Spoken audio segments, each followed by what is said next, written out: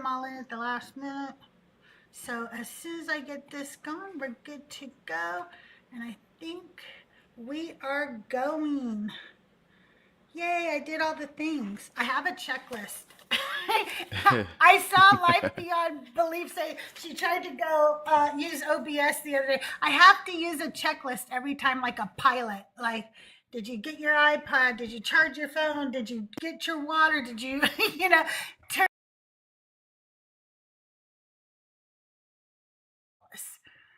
It does help a lot. The checklist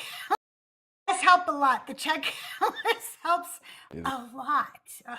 I always would forget one thing, like to turn down the volume on something or what have you. Oh, but I do have to use this because we got to do the icebreaker question. So you kind of know how this works now. I'm going to ask you questions, and then we're going to invite people up to ask you questions. And then at the end, we're going to play Divine or Decline. So you guys, I don't know why this happens to me, but I do not get pushed out and until everybody does the thing. So the things you have to do are share. We have to get to 5,000 likes within the first 15 minutes, and there's only 10 of you. So the other, not share, is you could share. I need to get 100 shares, so I'm going to do it really quick too. Within the first 15 minutes too, to be pushed out. So you can hold down your screen and just literally go down your list of people and hit send to everybody you can. And I know Christina Carroll's live right now. If any of you are hopping in between Christina Carroll's live and mine, you could let her know that when they get done there, they could come raid us. That would be fun. But don't forget to send the heart me's. They're 1 coin each, and then you go up and claim your team points. Pushing me up in the team rankings helps push us out in the FYP. And don't forget, I have a gift goal of those love things or whatever they are. I don't even know what they are. Thank you, Grana. And don't forget to gift bar, because anytime you gift, even one little rose, it just tells TikTok, hey, they're spending money, push them out in the algorithm, okay? Hey, Schley, hey, Chaos. Hi, you need Jesus. You guys have the funniest names, I swear. Yeah, no. Okay. I'm going to start with the icebreaker questions, and then we will go from there. All right. I'm ready. All right. Okay. We're starting with a would you rather, okay? Would you rather instantly master any one skill of your choice or be able to speak every language fluently? Hey, Dugog.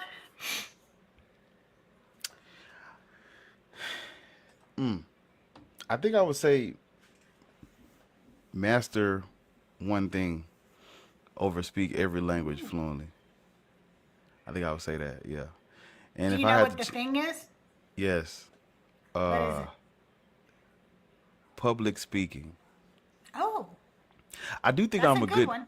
I do think I'm a good public speaker, but I I do would too. love to master. Like I would love to be able to master it to the point where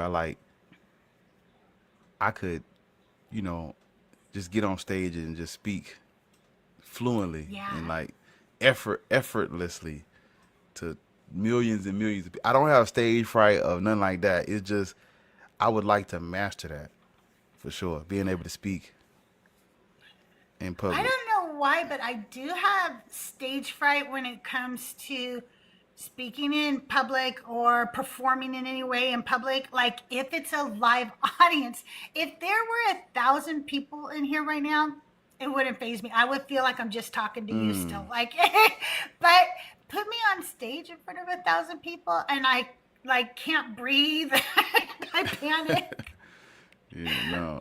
I think about it like if you was like a musician at a concert and like everybody paid to come see you, I don't think you'd be frightened because it's like, well, everybody here came to see me specifically. So I think that'll kind of like numb it a little bit. Even though it's a lot of people, I think like if you knew that everybody was there only for you, that might help a little bit. Versus like a spelling bee or something like that. That's crazy because you know Yeah. they not there just for you. Yeah, that's true for sure. Johnny, I'm doing good. How are you? Um, I would learn every language because I there's something just first of all, I love language in general. I Yeah. love etymology. Um, I don't know. There's something really cool about it. But also, I like to know what people are saying about me. Yeah. I speak Spanish, not as fluent as I used to. I used to be much more fluent, but I don't speak it every day like I used to. And I worked in restaurants here in California when I was younger. And hey, JD, and and the cooks and waitresses and stuff would talk about me, but they didn't know I understood everything they said. I was also their boss.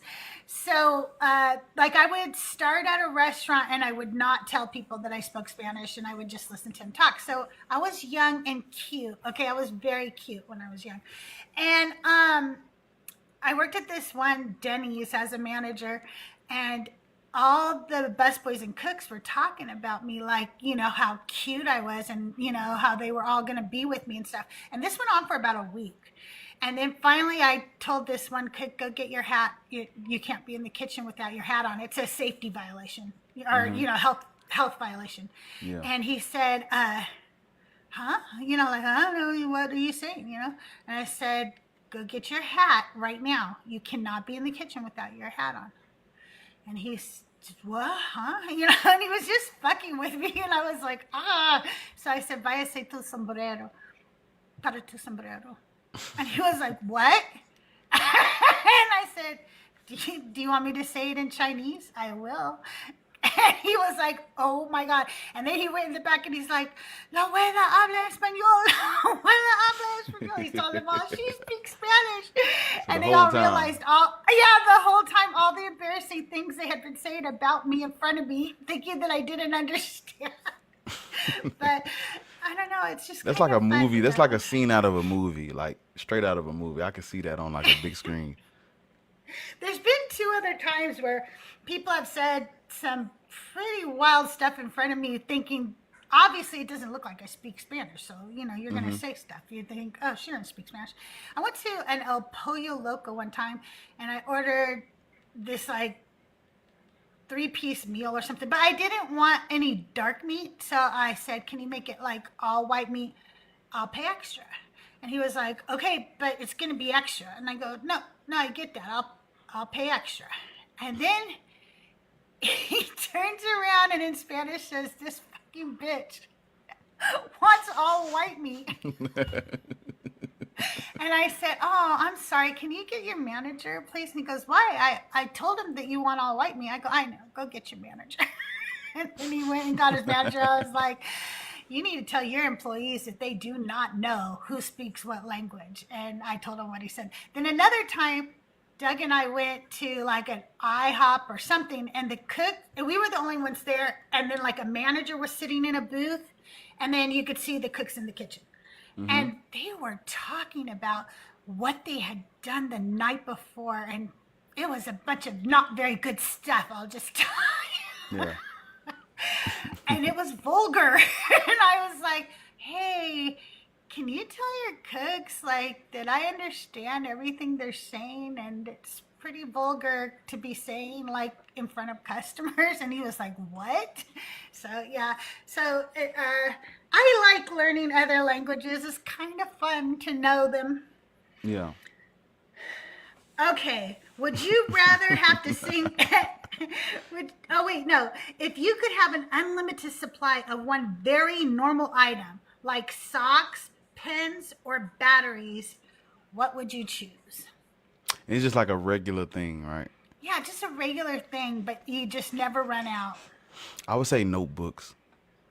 Oh, that's good. Like the notebooks that you write in. I have a Yeah, notebook for everything. Like, yes, I have notebooks for every thought that comes to my mind, every idea deserves its own 70-page college ruled notebook. It's smart. Because It's smart. I be coming up with things. I ask a lot of questions. It's just about random stuff. And it's like, I need to save this question for later, but I'm like old school. I want to write it down. I don't want to put it in my phone. I want to write it Yeah. down. So it's like, well, I'm the type of person where like, if I write this question down in this notebook that's completely brand new, I might as well just designate this notebook to like that topic. And so now I got to go out and get another notebook Yeah. for another for another topic. So it's like I have like 20 notebooks just waiting for my new ideas to come. Like It's smart though. I'm gonna give you a great example of this. So for the YouTube, I have a notebook for when I watch videos on YouTube about religion. I have a notebook for that. I have a notebook for TikToks that I come up with in my head. I got a notebook for that. I got a notebook for YouTube videos. I got a notebook for every live stream I've done on YouTube has its own like page out of a notebook. It's crazy. It's crazy. But it's like I like when I carry my bag, it's like 5 notebooks minimum in my backpack at all That's times. good though, because even like great writers and comedians and stuff say that that's the thing to keep a notebook by you so that you can always write stuff down because you will forget them. And I do forget stuff. I will come up with a really good idea like in the middle of the night for a topic for like a live or something like that, and I'll think, no, I'll remember that tomorrow. I never do. Never I do. just have the notebook right next to the bed. Okay, if I could have, it would be lip gloss or chapstick. I like to feel like my lips are moist. I can't stand when they dry out. I hate packs. So I would definitely have something That's actually a good like one. I actually have one in my pocket. I have one right here. I like to have them very handy. Okay. Would you rather have to sing everything you say for a day or dance everywhere you go for a day? That's a good one. Man. Um I would say I would rather have to sing everything. You said just for a day, right? Yeah, just for a day. I would say sing everything I gotta say for a day. That'd be cool. That'd be nice. Yeah, I will do it too. I would sing. I'm not gonna So it's run like your around and life is like dance a all day. musical. Yeah. Yeah, that's cool. I like that. It's just like, I do. I know hello, who's with me. can I have some ketchup? Or be like, Just a minute, I'm busy it's like, cleaning the dishes. hello, how are you? Hey, honey, did the dog just poop in the living room? Today is a beautiful day. I'm gonna go outside. Hoo hoo hoo. Or you're live and you're like, hey, you guys It was hit like, the likes. it was like, Don't your forget to share the like. Jesus is not your savior. Oh no, no. Your religion is mythology. That'd be better. Never happened. No Yes. matter how many Yes. times you say it did. No, I'll just sing everything. You guys, I have a flash goal right now for 8 roses. They're only 1 coin each, but I only need you to send one. I need 8 different people to send a rose. So if you haven't sent just a regular rose, please send me one up now. And don't send 8 because it only counts 1 per person anyway. So just 1 per person. Thank you so much. So yeah, I would sing too. I'm not gonna dance all day. I'll be exhausted. Dancing You know, is too much. I don't want to do that one. What's a small everyday thing that feels like a huge win when it happens? Um, I'm gonna say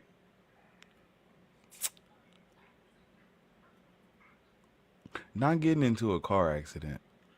Like being able to like make it home and not have like a Yeah. car accident. I know that's like people don't really understand how big that is, but it's like you made it. You was able to go out, drive on these dangerous roads with these people that don't know how to drive, and then you was able to Yeah. get to your destination and make it back. I think that's like every time I do it, I'm like, yes.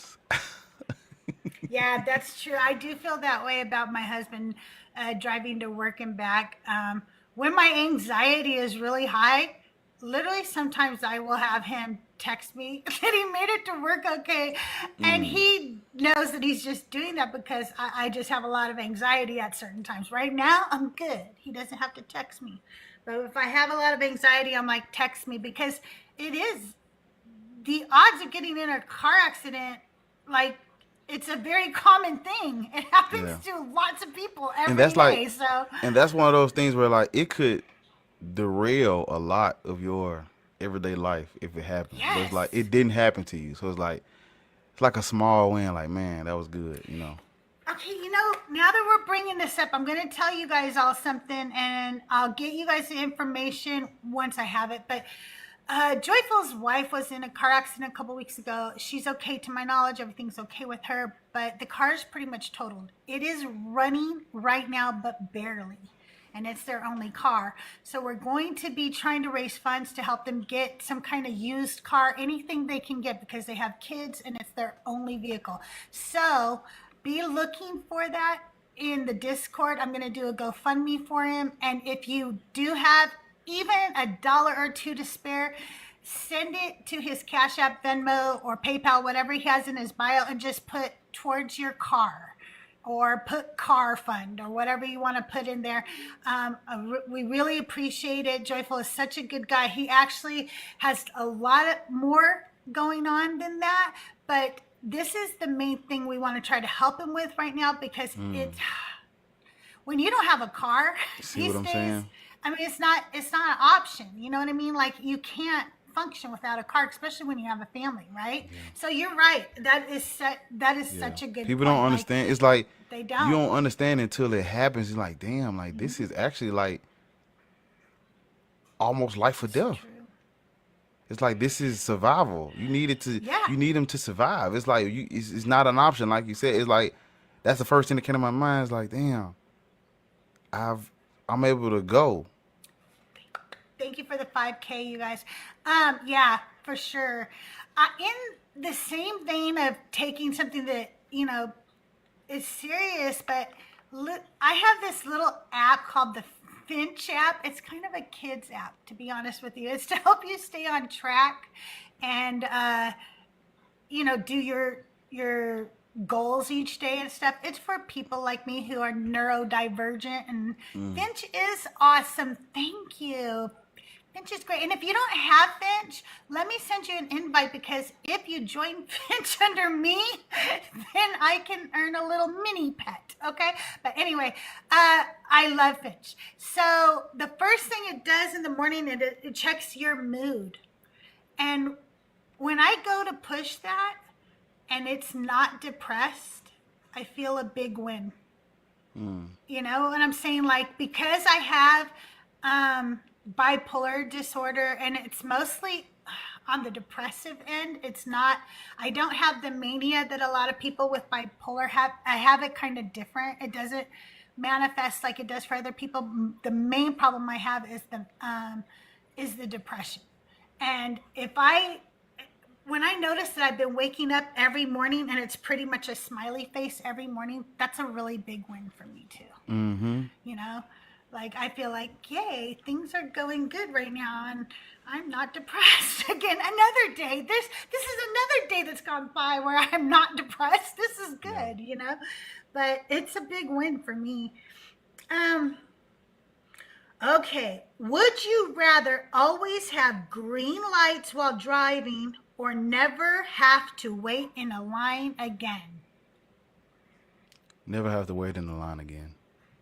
Wait. You said always have green lights? Yeah. I don't like waiting in line though.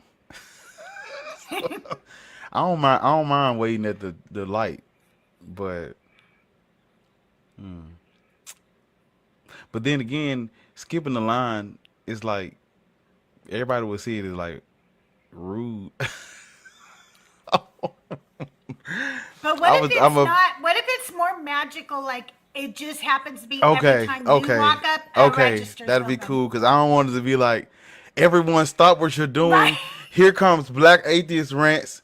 Stop what you're doing. It's like I don't want it to be like that. But I'll take. I mean, I don't want it to be like I'll take it, but I don't want it to be like at the expense of somebody else. Like I don't want to. If I could like freeze time and just do it without nobody feeling like offended, that's perfect. But like I don't want it to be like everybody's like gotta stop what they doing and like well, here come Black Atheist, so everybody move. Like that, I don't know. I don't want to be like a bully. I'm bullying all the lines I've got in. Yeah, no, it'll be magic. It's just like they all open up for you, and you never have to wait in lines. Is it drive-throughs? Is it drive-throughs and lines? Well, hold up now, cause hold up. Now we talking business. Yeah, for sure. Now we talking business. So I might have to. I want the no lines. I will say that sometimes I kind of like. No, we might be talking business now. Feeling like I get to cut lines, like when you order Panda Express online. Have you ever done that? Yeah. And then you walk in, and everybody who's in line to get their Panda Express sees you walk right up and grab it. I always feel like I just cheated all of them somehow, But I'm like, hey, I got my food already, and you're still in line. But I would see the light. Lines. See the traffic light. I don't mind because when I'm in the car, I'm always listening to a YouTube video, a beat, or something that's helping. I never get in the car. I never play the radio. I control what plays in the car all the time. It ain't gonna be no random station. So it's like I don't mind waiting at the light because it's like I'm doing something productive anyway. But 9 times out of 10, when it comes to getting in the line, I'm trying to get it. It's like time is of the essence. So I would have to, yeah. So okay, because then we talking about drive-throughs and like your pharmacy, grocery store line. We talking business. Lines oh my God, the grocery Disneyland? line. Yes. Lines at Disneyland. You get it. You just happen to walk up and there's no line at the Pirates of the Caribbean, and you get to go in first. That means when I go to these nice restaurants, I could just skip everybody. Well, not skip them, but like magic happens, right? Yeah. So I'm not skipping nobody, but the magic happens. Yeah, I'm gonna have to take the lines. Yeah, I like that one too. I'm with that. Yes. Okay. For sure, the line. That's good. We in agreement. I like that. Yeah. It ain't just me. I don't want to be by myself. Nope. We're both gonna be first in line. What happens if we're both there at the same time? The see, rock, paper, scissors. Rock, paper, scissors. I guess so. There we go. Yes. Let's see. If you had to eat one food every day for the rest of your life, but you wouldn't get sick of it or get unhealthy because of it, okay? What would it be? Birria tacos. Quesadilla tacos, birria tacos, street tacos. Yes. Oh my God. It's this place over here. They got a carbonado queso or some shit. I'm talking about with the diced onion and the cilantro. Oh my God. Yes. Woo, Jesus. Yes, Shunday K. Quesadilla tacos, 100%, 1,000 times with the little motor oil. What they call it? The engine. The little sauce. So good. It's so good. It's so good.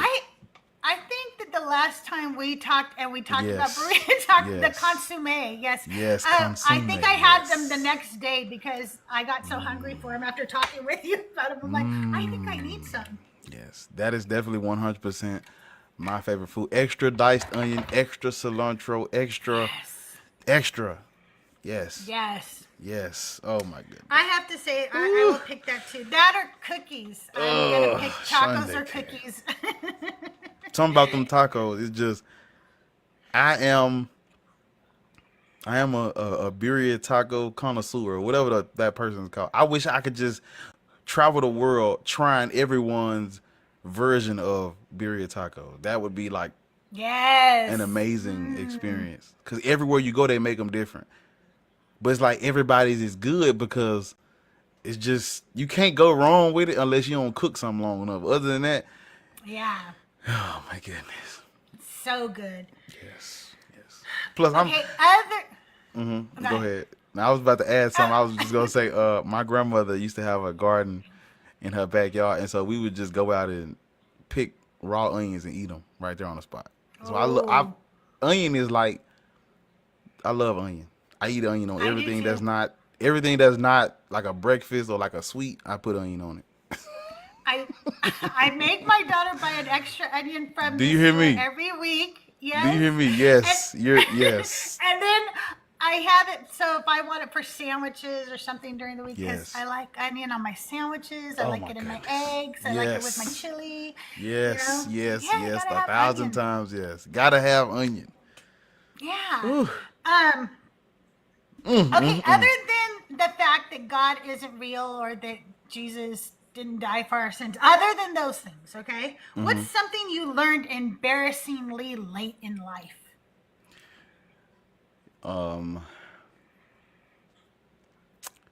Something I learned embarrassingly late. I would say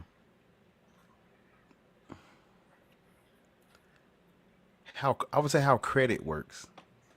Oh, yeah. I learned that too late. I'm gonna give you like this 1 minute story. So when I was when I had first graduated high school, I had got my first credit card. I was like 18, and so listen to me now.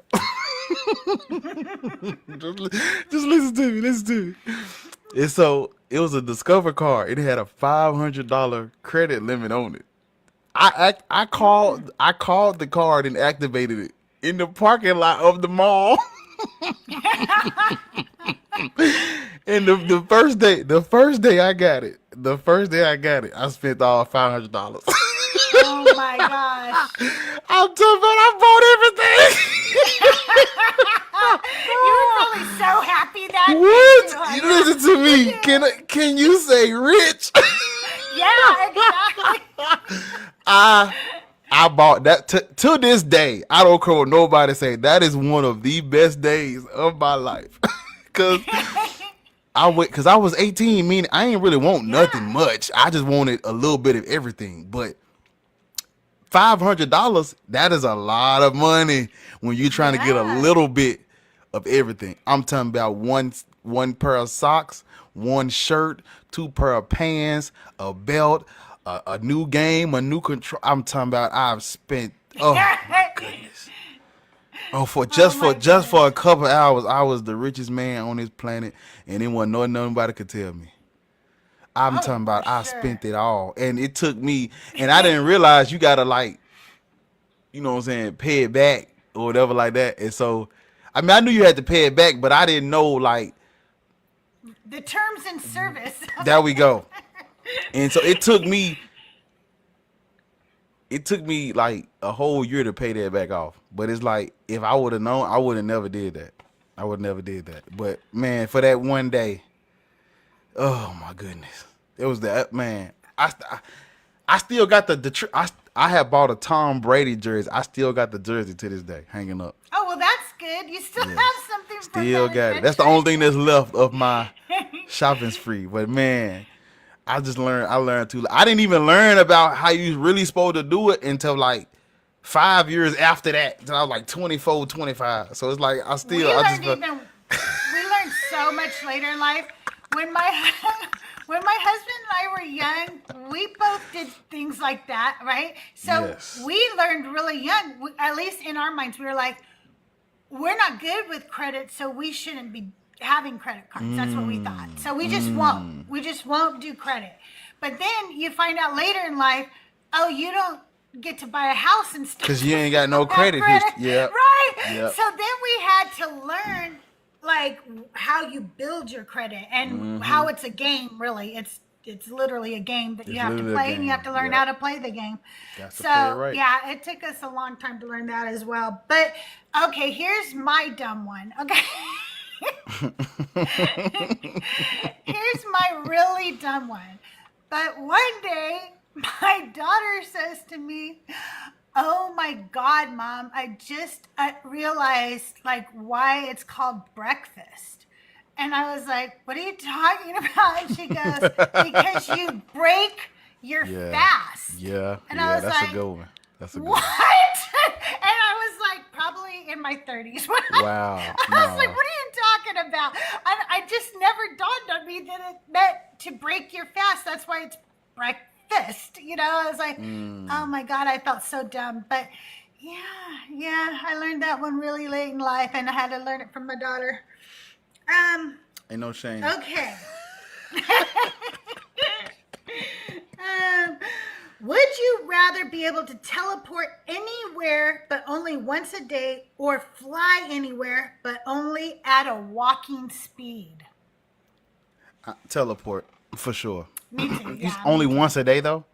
Only once a day, but at least it's immediate. Teleport to work. I don't like driving. I don't like driving, so I wouldn't like flying at that speed anyway, because I don't like driving. I wish I could just snap my fingers and get to where I need to be. Yeah, me too.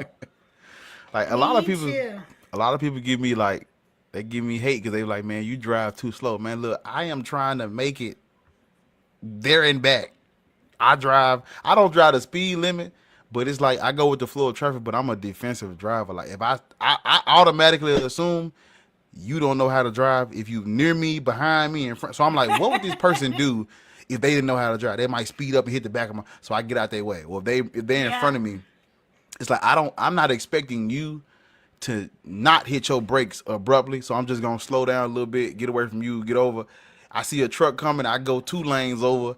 If it's too many cars, I'll slow all the way down, get out their way, and speed back. It's like I don't want no smoke on the road. I don't have no road rage. Yeah. I don't want no issues. I don't blow the horn at nobody. I ain't trying to make nobody speed up. Y'all got it. The speed demons got it. I don't want no smoke. So I would just rather teleport, because I don't know. I don't want to unalive that way. That's like I just don't want to go that way. So I wish I could just teleport. To skip the middleman of trying to commute. Just snap my finger. Let me go. Let me get in and out. That would be awesome.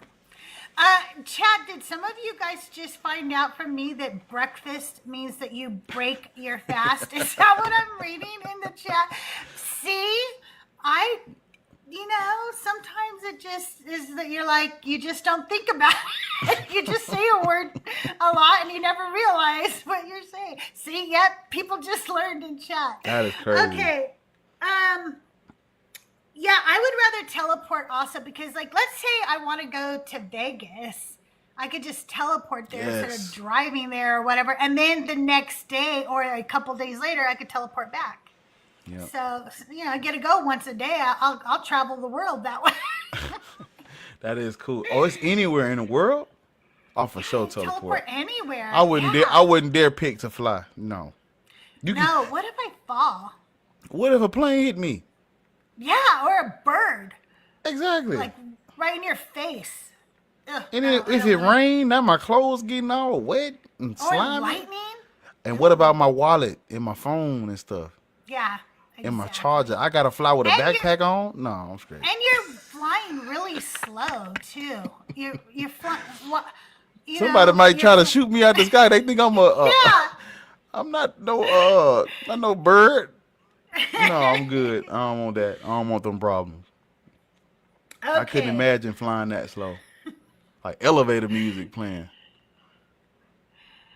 Yeah, what about if other countries, decide to send their fighter jets after you because they don't know what you are? Man. If your life right now had a background soundtrack, what kind of music would be playing today?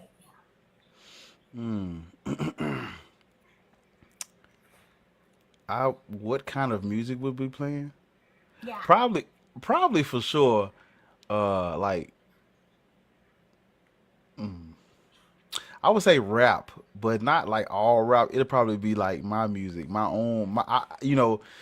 The Yeah. biggest the two biggest flexes is going in your bedroom, turning your television on, and like watching you on the screen on YouTube. I think that's a big flex. And then actually being able to be like, "Hey Siri, play my album," and it plays Yeah. your actual like music. I think that is like so cool. Not about it's not about nobody. It's just about you personally. Like Right. you know, Right. to like have the like because imagine one day I'm gonna have children and like I can literally take them and put me on the screen. Yeah. It was like I can get in my car and play. Sorry, there was a problem with Apple Music. Oh my god.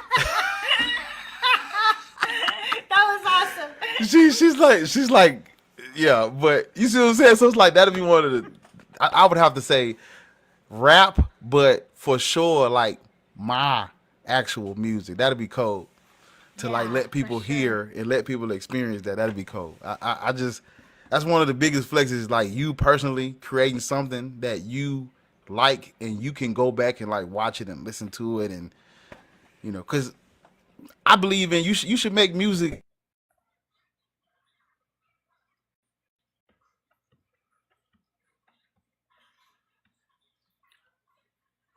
You cut out for me.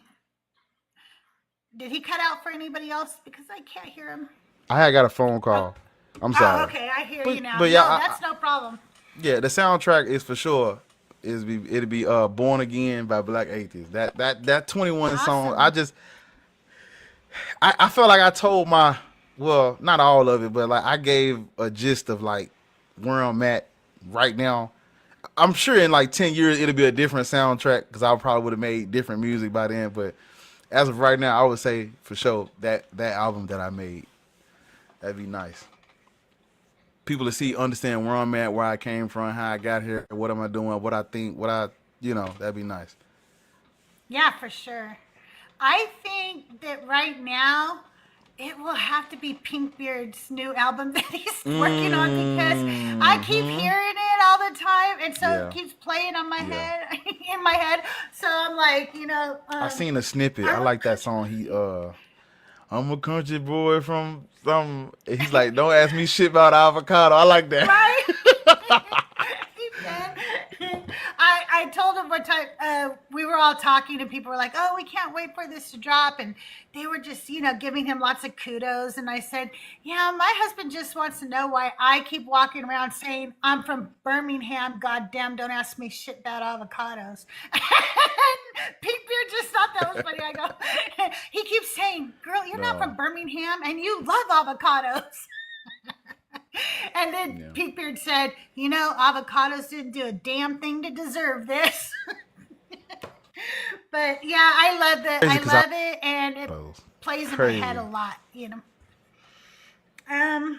Okay. Last icebreaker, you guys. If you have questions for Bar, put your requests in the guest box right now. It is open. If you're too shy to come up, please feel free to ask your questions in chat and I will relay them to Bar. But we'd love to have you guys up here. Tahir, Grana, JD, I see y'all. So make sure, Dagda, put your requests in and come up and ask Bar some questions. Okay, what's something totally random that you are secretly really good at? Um, random that I'm good at. I would say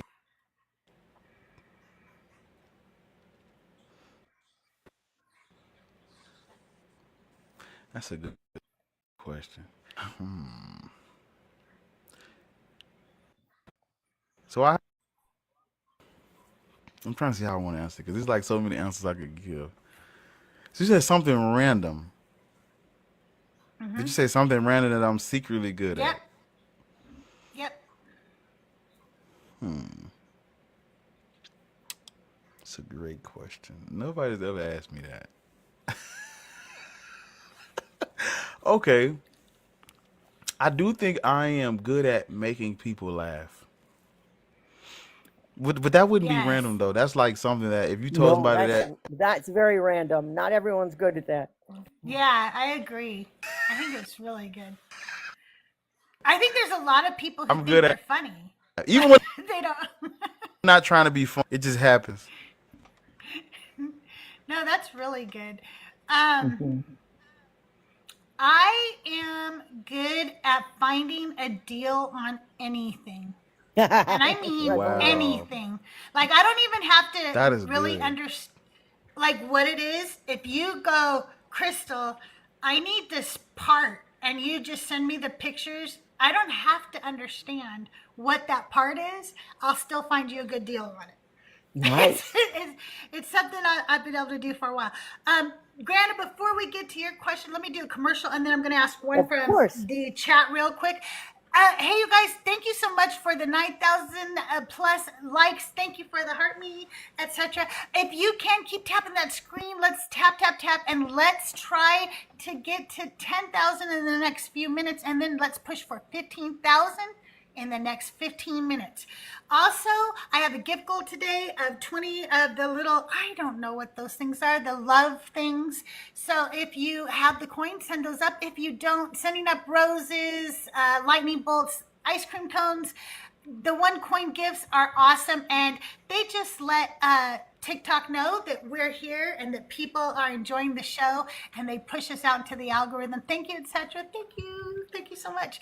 Also, I am trying to get over 100 subbies this week. If you haven't subscribed, do you guys all know this speech by now?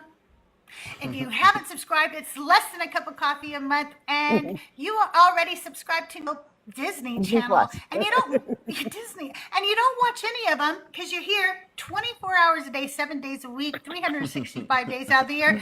Because I see you here all the time. So go cancel those subscriptions, save yourself some money, and then come subscribe to people like myself and like Bar, because supporting small creators is just like supporting a small business. Support us instead of the big conglomerations, okay? And don't forget to share out the live right down there. Share it out with your Discord, share it out to your friends, your enemies, your frenemies, and let's get this show going, okay, you guys? Thank you so much for being here. Scotty asks, what is deconstructing?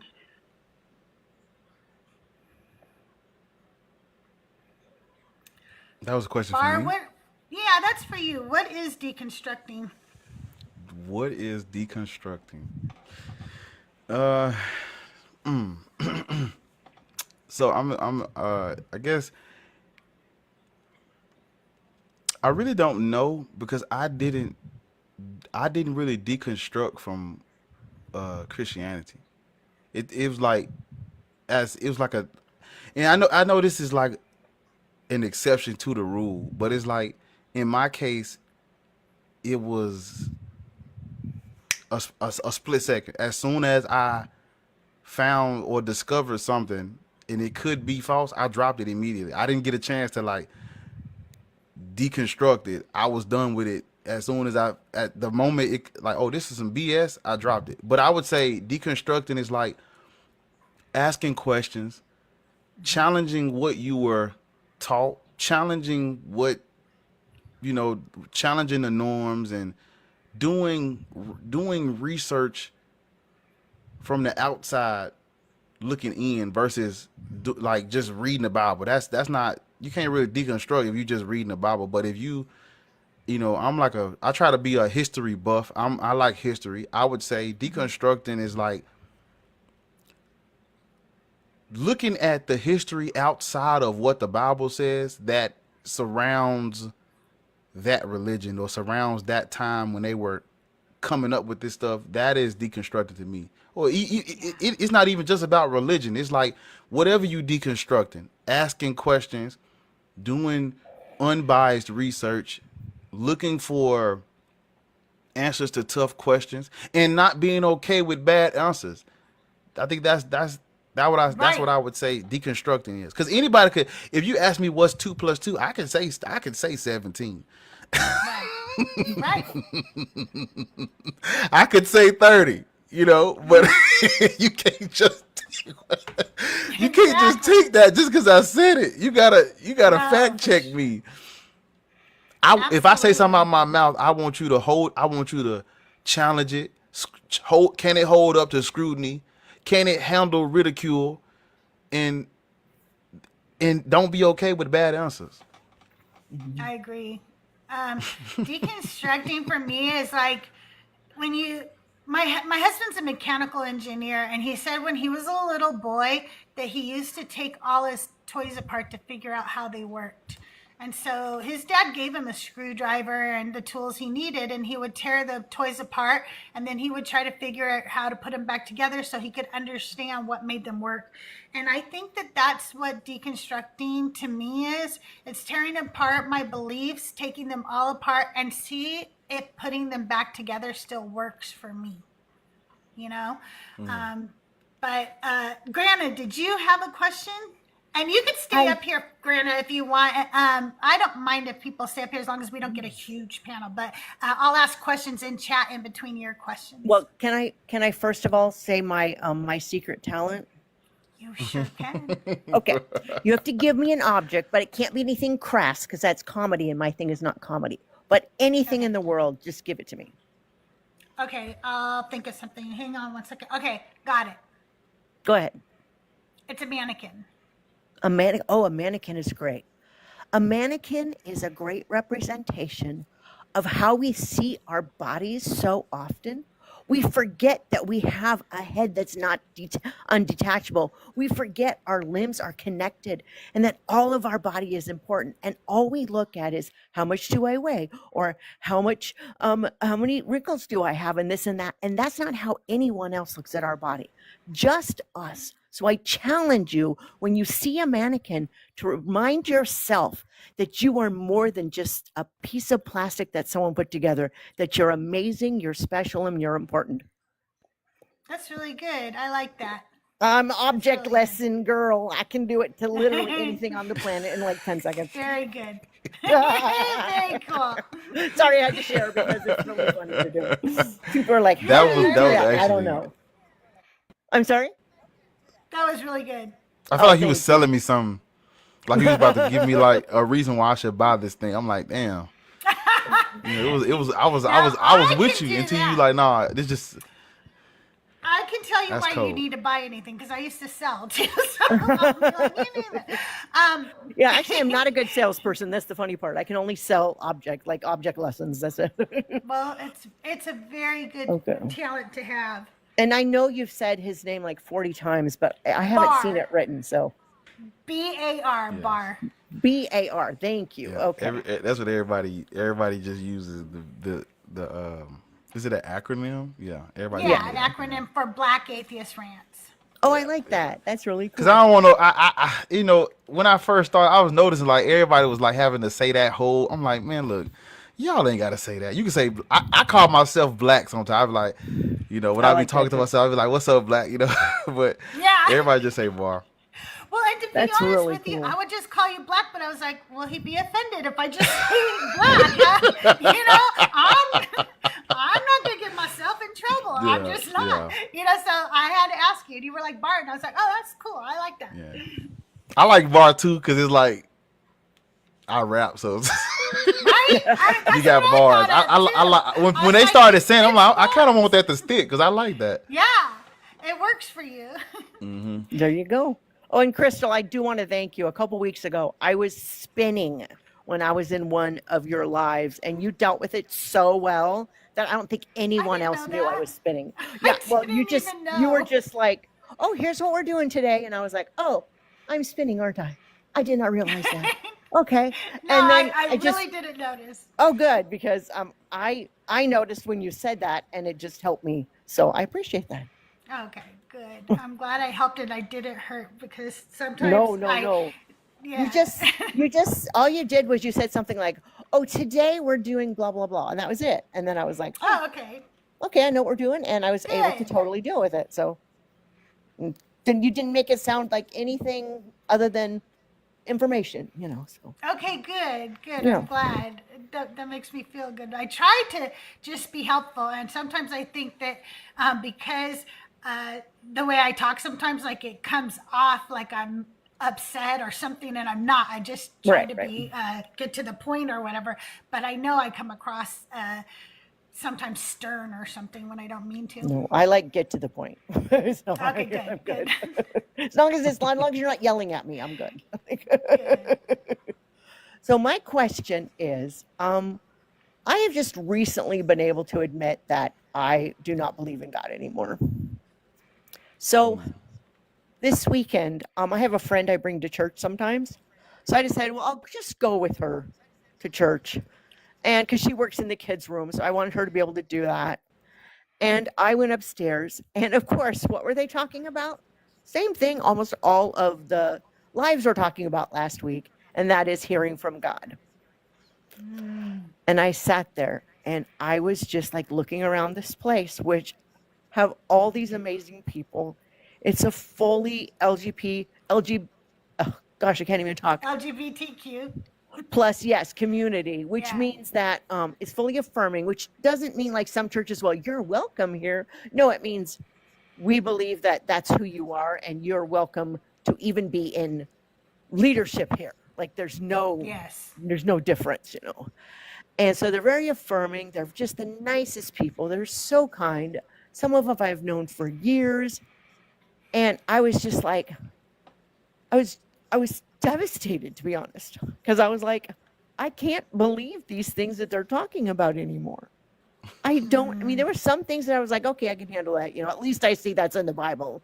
But other stuff, I was just like, I can't see that God would comfort a woman who's lost her husband, and that's the good thing you take out of it. How about why didn't God not let her husband die? That was that kind of stuff.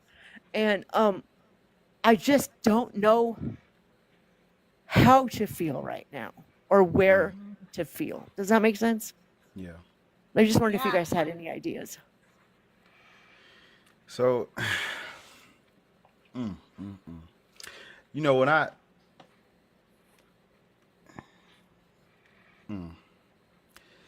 it,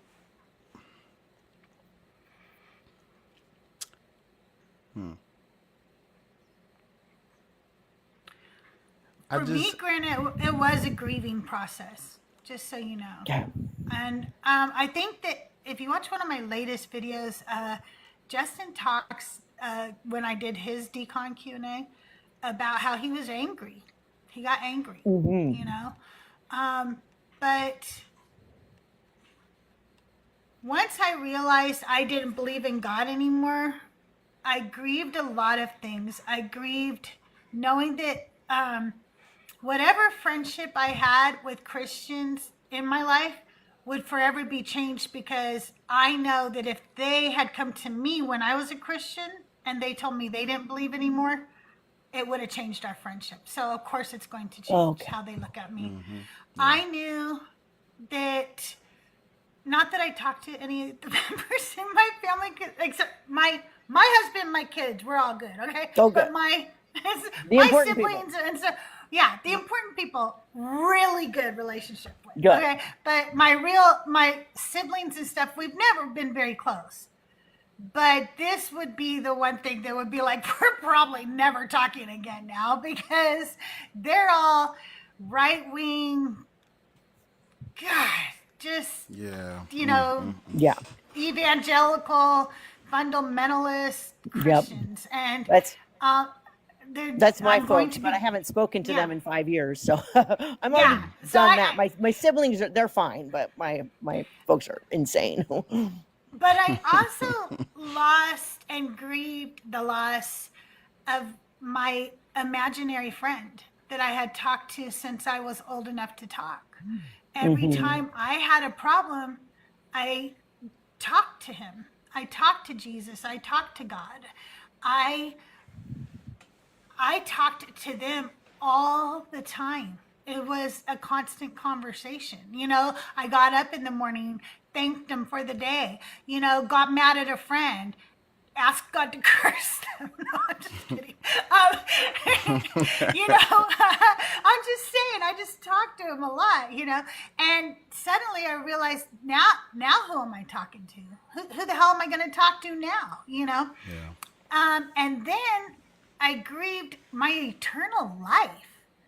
Yeah. Like, I thought I was going to live forever, you know, and now I've got to grieve that too. And so it was a process. I allowed myself to go through the stages of grief just like I would if somebody had passed away. And it took a while. And you have to give yourself the time that it takes, you know. I think she got a phone call or something. Joyful, how are you today? I'm living. Sorry about that. My boss texted me and I was like, asking me why I'm not at work. I'm like, because I'm still off on short-term disability. Why do you think? But Just no, what I needed. Yeah, it's been an emotional week where I haven't been paid in 5 weeks, so that makes it even harder. That's really hard. That's really And I was hard. doing fine until all of a sudden this 1 week hit and a unexpected bill came. And then you know how you're going from doing fine to now I have nothing, you know. So they're working it out, but it's just taking a very long time. It's not supposed to take this long. So I'm so sorry. I really am. Like, just feels like a real difficult time for so many people. And yeah, it is. I just really So want to many. help everybody. Like, you guys are all amazing. And, you know, Benny and I are trying to work on building something where we can eventually have like a 501c to help people in the community. And it's cool. getting there. It's just going to take a while, you know. But Of course. we are trying to. So, Joyful, did you have a question for Bar today? No, I just came up to say hey to my black brother. What's up, bro? What's up? Oh, I just came up to say hey. How are you doing today? Black is amazing. And if you in the audience go check out his music, I listen to it almost every day. It runs through. I told you. He I even likes love it. He it. says a lot. Yeah. And that's actually how I met Black. Is I heard his music, and then I found him on on TikTok, and I met. So it was the opposite. I did not know that. Wow. I didn't know it was the opposite way around. Yeah, it was the opposite way around. That's I cold. heard your music, and I was like, "Oh my gosh!" So I looked up to see if you had a TikTok. You had a TikTok, so that's why I messaged you on TikTok. What's up, bro? But yeah, Black's awesome, guys. Follow him. Because I would always come in the live, and I would speak, but I would never get a chance to like say something to you because for whatever reason we just never talked until like we actually got on last week. Joyful is literally the most patient person who runs TikTok ever. Yeah. He's just willing to just sit there and listen to other people talk on his own live. You're like, are you And then okay? there's Crystal, who's like, no, Joyful, what the fuck did that guy just say? Exactly. Yeah, that's why Crystal's there, because I'll just let somebody like run rampant and then I'm like no, he's going to wait, answer what is your happening? question. But anyway, Yeah, well, you guys balance each other out very well. Yeah. That's good. yeah, I think That's so. good. Black, it's good to see you. I'm gonna hop down because I gotta finish driving home. I pulled over just to come up for a second. Oh man, that's what's up, But- bro. Thanks But, for coming out, yeah, Joyful. You need to come up on my live sometime. Yeah, I We're got gonna you. be bro. live I made tonight. Listen, Black. I made a background with a specific topic I'll bring up when you come up because I'm not going to talk about it. It's one of your backgrounds. I added to Lord one of mine. Jesus.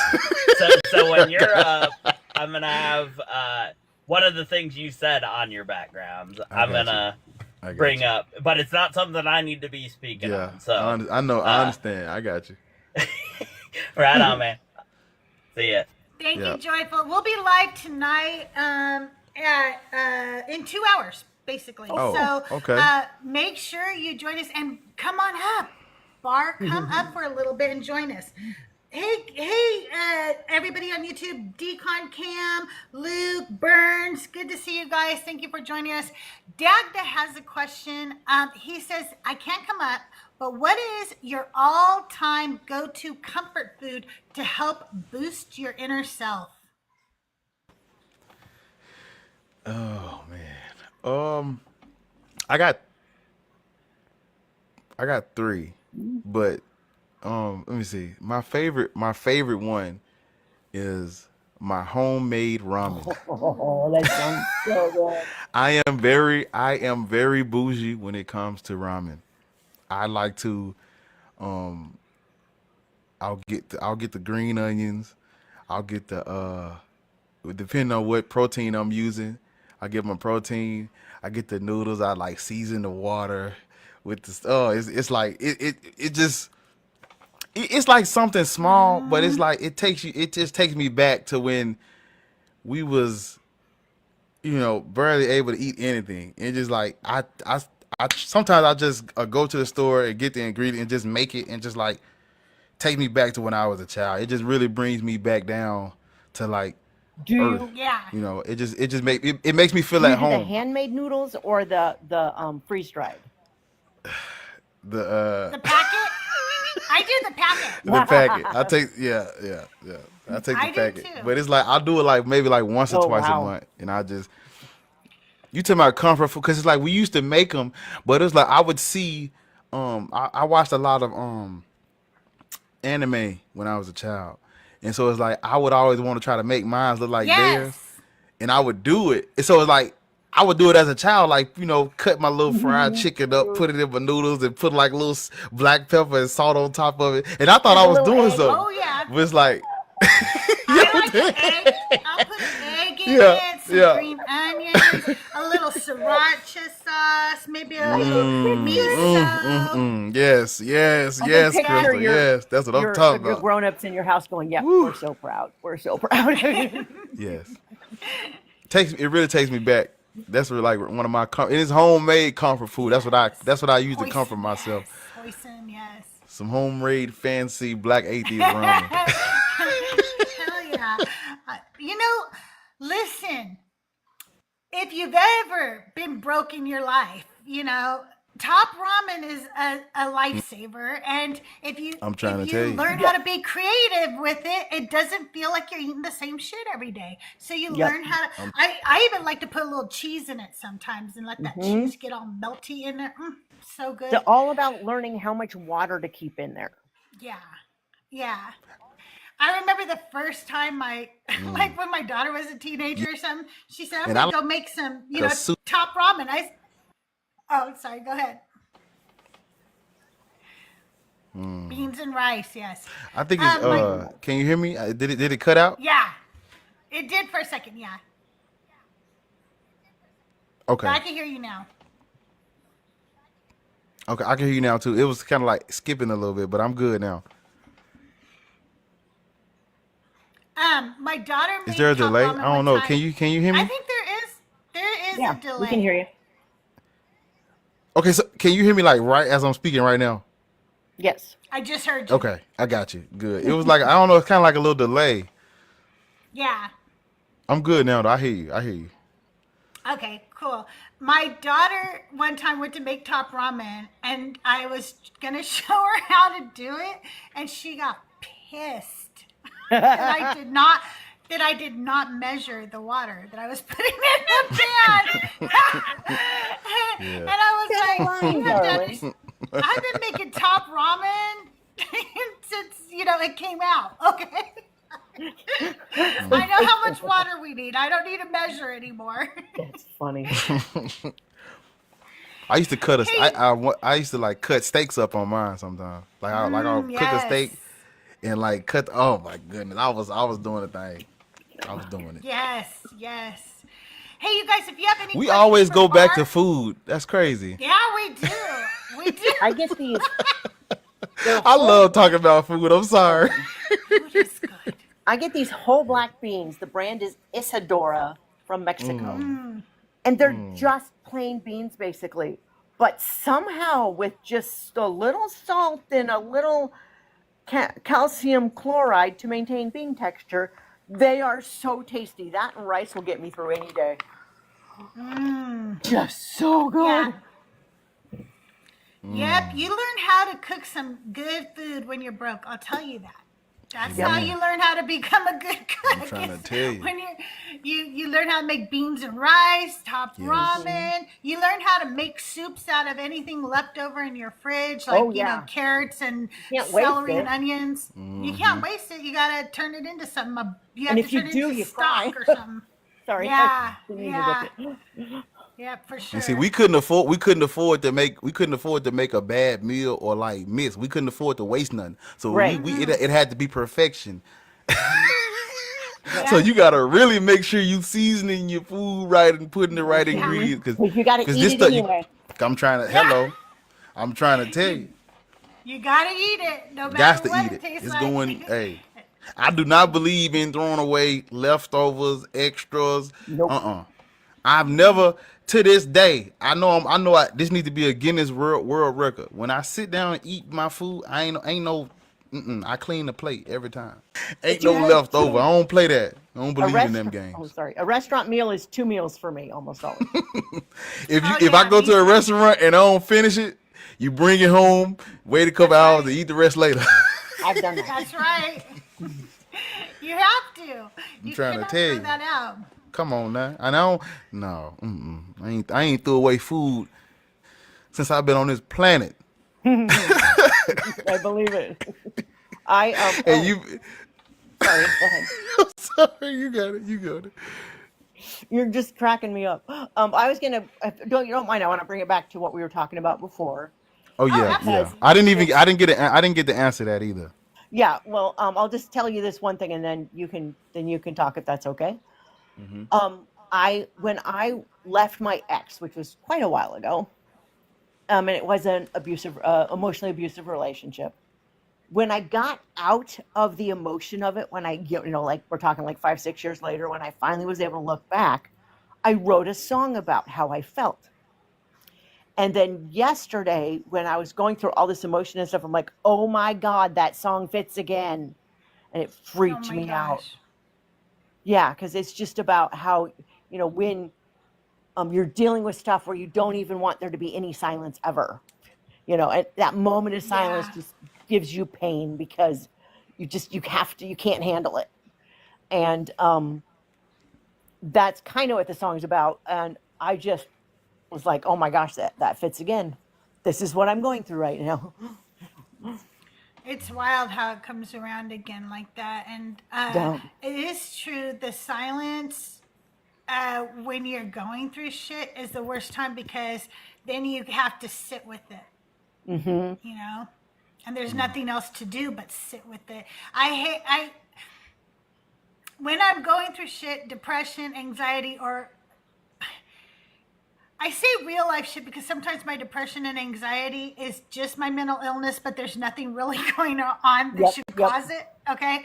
But then there's real life shit that should cause it. You know what I'm saying? So whenever I'm in those situations, the quietness of the night gets me the most. I cannot that causes the insomnia. I can't stand that feeling. I just can't stand how the whole house gets quiet, and now my thoughts just are like, everything's horrible. The whole world's falling apart. One of the lines I wrote. Now I'm not saying I'm a great songwriter. It's just something that happened. But one of the lines I said was, just a second. Sorry, I'm on the wrong verse. It was about how, I pull over because I'm driving a car, and then I pull over as the tears they fall, and I say, I cannot see. So it's not just about not being able to see the things around you because you're crying, but not being able to see where you're going, see what you're thinking of, see what, anything. Like your whole world is just fuzz. It's true. And it's very hard for people to comfort you, because even if they can see brighter days, you can't see them with them. Like they'll be telling you like, we'll get through this, and you're like, I don't see it. Like I don't see how I'm getting through this one. So that's true. That's really Well, cool, and Grandma. when you suffer with anxiety and depression, you're like, yeah, you think I'm going to see it? I haven't seen it in 15 years. Yeah. It's like, when is this going to happen? I'd really like to see it. I see it very small amounts every once in a while, but that's it. I never get to be like you. Right. I see it for other Like you people. normal people. Sorry. Yeah, exactly. If you are in chat or on YouTube and you have questions for Bar this morning, please go ahead and leave them in the chat. We'll be happy to ask them. So, Bar, tell me a little bit about your Christian history and then how you deconstructed from that. So, as a child, I went to a Catholic school, but a Baptist church. That must have And been very my weird. goodness. But see, it wasn't weird because it was like my grandparents, they weren't that bad. Like we got whoopings and stuff like that, but it wasn't like they didn't really like. I know a lot of people were scared with hell and stuff like that. I didn't really get that, but I was indoctrinated in because I didn't even know that there were other like religions and gods and stuff like that. But like as a child, the first like kindergarten, first, second, third, fourth grade, I went to a Catholic school, and the whole time I was in Chicago, because I am from Memphis, but my mom sent me and my older sister to live with our grandparents in Chicago the first few years. And so yeah, I'm talking about church every day. I know when people say that, sometimes they don't really mean what they saying, but when I say that, I'm talking about every single day we was at church. Wow. Every day, because my grandmother cooked for the church. And so, and she was, it was like everybody in the family went to this church, had a role in the church. Everybody was a part of it. So it's like, that's what it's like the family was there too. Yeah. So it's like I'm talking about every single day, weekends, twice on Sundays, we was at church. And this was like the first, like I said, all the way up to like I was in the fifth grade. And so, they were family oriented, and they did teach me a lot of good things, but I didn't know about anything other than that. All the critical thinking and asking I didn't even know to ask questions or nothing like that. It's like sometimes to ask a question, you got to know what you even looking for or what to ask. I ain't know none of that. It just was do as you told. They just raised me with Christianity, church, God. And so in the fifth grade, my older sister and I, we moved back with my mom in Memphis. That's when we came back. And when we came back, this is when life kind of you did not a 360 but a 180. It's like it did a flip. Because when we was in Chicago, I had 2 rooms. I had a room in the top floor, and I had a room in the basement. I never wanted for nothing. I mean, every meal we ate together, everything was everything. I had clothes, shoes, toys, games, the whole 9 yards in Chicago. When I came back to Memphis, I'm like, wait a minute.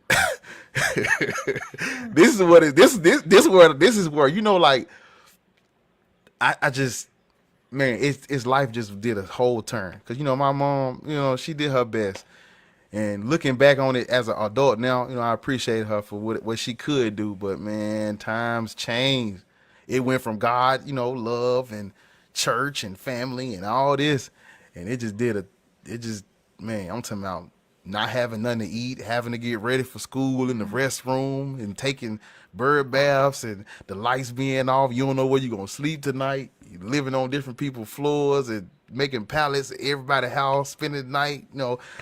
I'm talking about I experienced both. I experienced the middle class, the whole family, everybody come over, we having family gatherings, eating together, and I experienced the the real deal hardships and shit. And you know, I went from a neighborhood where everybody grass was cut, everybody looked out for each other, neighbors called and brought cakes over, and the neighborhood I was in when we came to Memphis was like, no, you couldn't even be outside at night for real. It's like, to this day, I don't go to the gas station at night, but it's like, it was bad. But the whole, when I came back, my mom, she wasn't as religious as my grandparents. So like, we still believed in God. We still went to church, but it wasn't as knee deep in as when I was in Chicago. But it was still like, you know, my grandfather was in church. All my grandmothers was in church. My aunties, you could not spend the night over their house if you weren't getting up to go to church on Sunday. So it's like, you can spend the night, but you know we getting up on Sunday to go to church. So, you know, everybody, even when I came back, everybody's still deep in the church. You know what I'm saying? And again, as I got into middle school, I was like the kid that would always ask questions in class, but I never applied this to like religion. It was just like, I wanted to know, I wanted to ask, I wanted to ask, but it was only about like school work and life and stuff like that. It was never about religion, because again, up until this point, we talking about all of middle school, all of high school, I didn't know that there were other other religions and God. It's like, we still you know, we didn't get the opportunity to like see Muslims and stuff. Like, we didn't see that. I didn't see that growing up. And so again, all of middle school, all of high school, God, church, God. You are not black if you don't believe in this God. That's always that's all of middle school, all of high school. So boom, go to graduate high school, join the military. This is what Christians do. This is like their thing, you know, they believe in their God, they stand up for their flag and their country. They joined the military. I was in the military, and then I was going to Christian Brothers University down here in Memphis. Wow. It's crazy how this about to work out, but it's crazy how this story go. But so at Christian Brothers University, it is required that you take a religious studies class, right? So you had to take it. I think you had to take like 2 semesters of it. You got to take it. If ands or buts, you got to take it. This is where the domino started to fall, because I actually failed the class.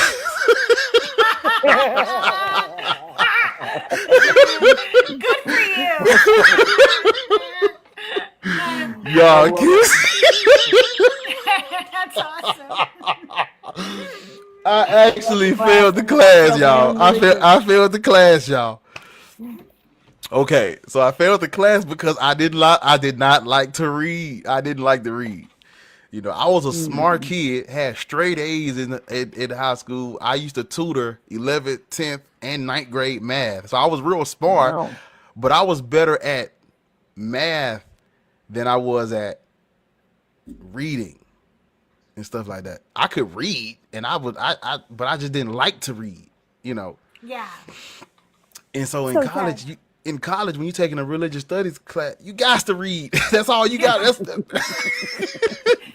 basis of the class. You got to read the book. So I failed the class, so I had to take it again.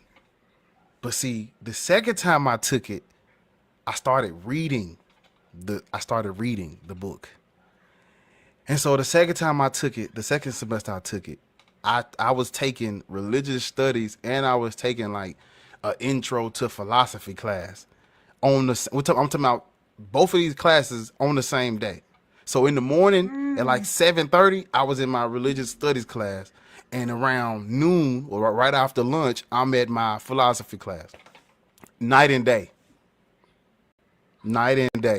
And so in the philosophy class, remember, up until this point, I had never known about no other religions, I'm in there. I'm Christian. You can't tell me I ain't Christian. I was playing, and I was they was having like plays at the school. I was going to this church off campus but the kids would all pack up in the car at the school and go to the church from the school. So even in college, I was still going to church and surrounded by the church and stuff, you know.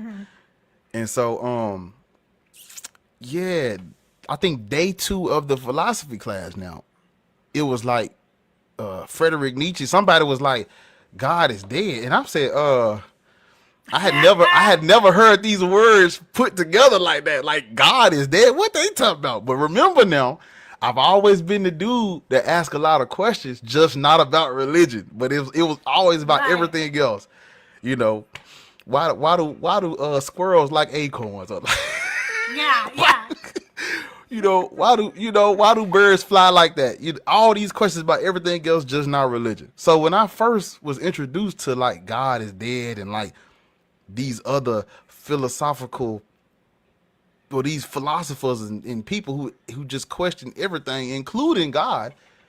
Well, this was the very first day where I applied what I've been doing my whole life to religion. Now, now, mind you, I've always been an empath. I've always been compassionate. I've always been a family man. Me and my brothers, I'm the type to go to the store. When I was in the military, when I first joined, they would pay me once a month for my drill or whatever. I would take the money, take all the kids from the neighborhood, walk everybody to the store and get everybody something from the store. So I've always been the type to like spread it out and make sure everybody got something. If everybody can't get none, I don't want nothing. If everybody, I say this on my YouTube channel, but I'll be like, if all of us can't eat at your table, it ain't nothing I can do. I can't, I don't want none of your food. So I've always been like this about everything else. But I finally, day 2 of the class, I applied all of this to my religious beliefs. And it's like, this is why I say I didn't really get a chance to deconstruct, because the first day I was introduced to somebody questioning it, I questioned it. I went home. I remember like it was yesterday. I'm getting goosebumps telling y'all this story. So I went home and I was on YouTube for hours. This is where my love for YouTube. I was telling you last time we talked that I love YouTube. I'm always on YouTube. Yeah. This is where it started, because I'm like, I need to go find some answers. Somebody asking questions. Somebody giving me the answer to this stuff. So I goes on YouTube and I find, man, I still got the video saved on my YouTube. The very first video. It was a video about Friedrich Nietzsche. He was like, God is dead, and how all this stuff about, how the world is and stuff. And I'm like, damn, but I'm a Christian though. So I started looking up Christian. I didn't even know that the God of the Old Testament name was Yahweh. I just thought it was Jesus Christ. Yeah. I thought that too for a long I did not know that was a whole separate religion. I didn't know none of this stuff. All this is new to me, y'all. So it's like, I'm just looking at YouTube videos about people talking about gods and religions and stuff like that. And it was 3 channels. It was 3 YouTube channels that well, before I do that, I'm just going to say, that same day when I started looking into it, this is exactly what I told myself. I said, look, well, I'm going to say I'm a Christian, but I'm going to just wait until I find the answer to this stuff before I say, like, I believe in God. So when people would ask me, was I a Christian? I'm like, yeah, but I was not a Christian. I was lying. I was just lying, because I'm trying to save face until I find the answer. Right. So I'm like, so I started pretending. Even though I was not convinced of the God anymore, even though I wasn't a Christian, all my friends are Christian, all my family is Christian. I had no choice. More of a Christian, since a lot of Christians live like that. So maybe you were more of a Christian. Yeah, you're what we see every day. I swear I need to be an actor or something, because I can act. I'm talking about, I was still going to the church. I was still going to church, still with my friends, still doing the whole 9 yards. But the whole time I'm an atheist, looking up videos about atheism on YouTube. Wow. When I found the word, when I actually first saw that word, I thought it was like evil. Well, it ain't that bad, but it's like, it sounded bad, like atheist. Yeah. It sounded bad. It sounded like some demonic shit. when I first heard it, when I first saw the word. It just sound bad. So I'm like, damn. So, and this is like a whole year now, a whole year of me putting on this act. While I'm doing research behind the scenes, I was putting on an act like I still believe. Because it's like I know what's gonna happen when people find out I'm not an atheist. And it did happen. And so When they I'm found good. out you're not a Christian? Yes, because Okay. I'm good at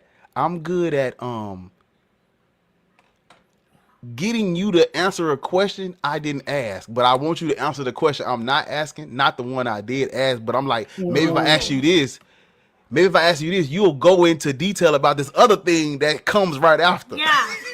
Yeah. That's He's smart. He's the atheist grifting.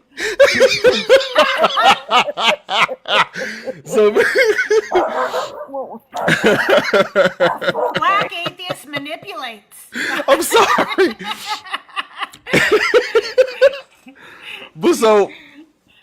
but it was working because they would answer a question, but it would segue into this other thing. It's like, well, we don't really know how we got here, but we believe is this, but we don't really know if it's true. We just believe it anyway. This is what I was getting from my family, my friends, everybody. I'm like, no. So I had to go dig a little deeper. Now this is like not a week, not a month. We talking about a couple of days now. I had to start looking into I started looking into atheist content like a couple of days after I out there, like there's people questioning this stuff, because I didn't find it was the first day. I found it days later after Nietzsche thing. Just looking into philosophers at first, but then a couple of days later, I found out what an atheist was. That's when I started my whole line for a whole year. But there's 3 YouTube channels that kind of set this off for me. It was this 2 channels, they do cartoons, and the other one I'm sure everybody know of. So the first 2 is it was called the Non-Stamp Collector, Dark Matter 2525 or 3535, and the third channel I'm sure everybody familiar with is the Atheist Experience, with Matt Dillahunty and Tracy and all them good people. This is where I guess you could say this was a deconstruction, but it wasn't, because I was already calling myself an atheist, just not to everybody else. But this is where, like, so I kind of was an atheist before I saw the atheists online. I was like, no, I'm using my common sense. Before I got a hold of these other arguments, I was just using common sense. But when I started watching the Atheist Experience and them other 2 channels, that's when it just really started making sense and coming together. I'm like, oh, so there's actually people who do this thing that I'm doing in secret. Yeah. They're doing it like alive and well as for a living. So, you know, that's where it started. That's I would say that is the synopsis of it all right there.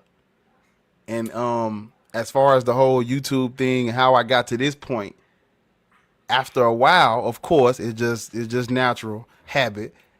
After a while of watching Non-Stamp Collector and Dark Matter and the Atheist Experience, I was like, I don't really see no black people doing I'm like, what my brothers and sisters at? So I typed it in on YouTube, y'all. Now this is months after.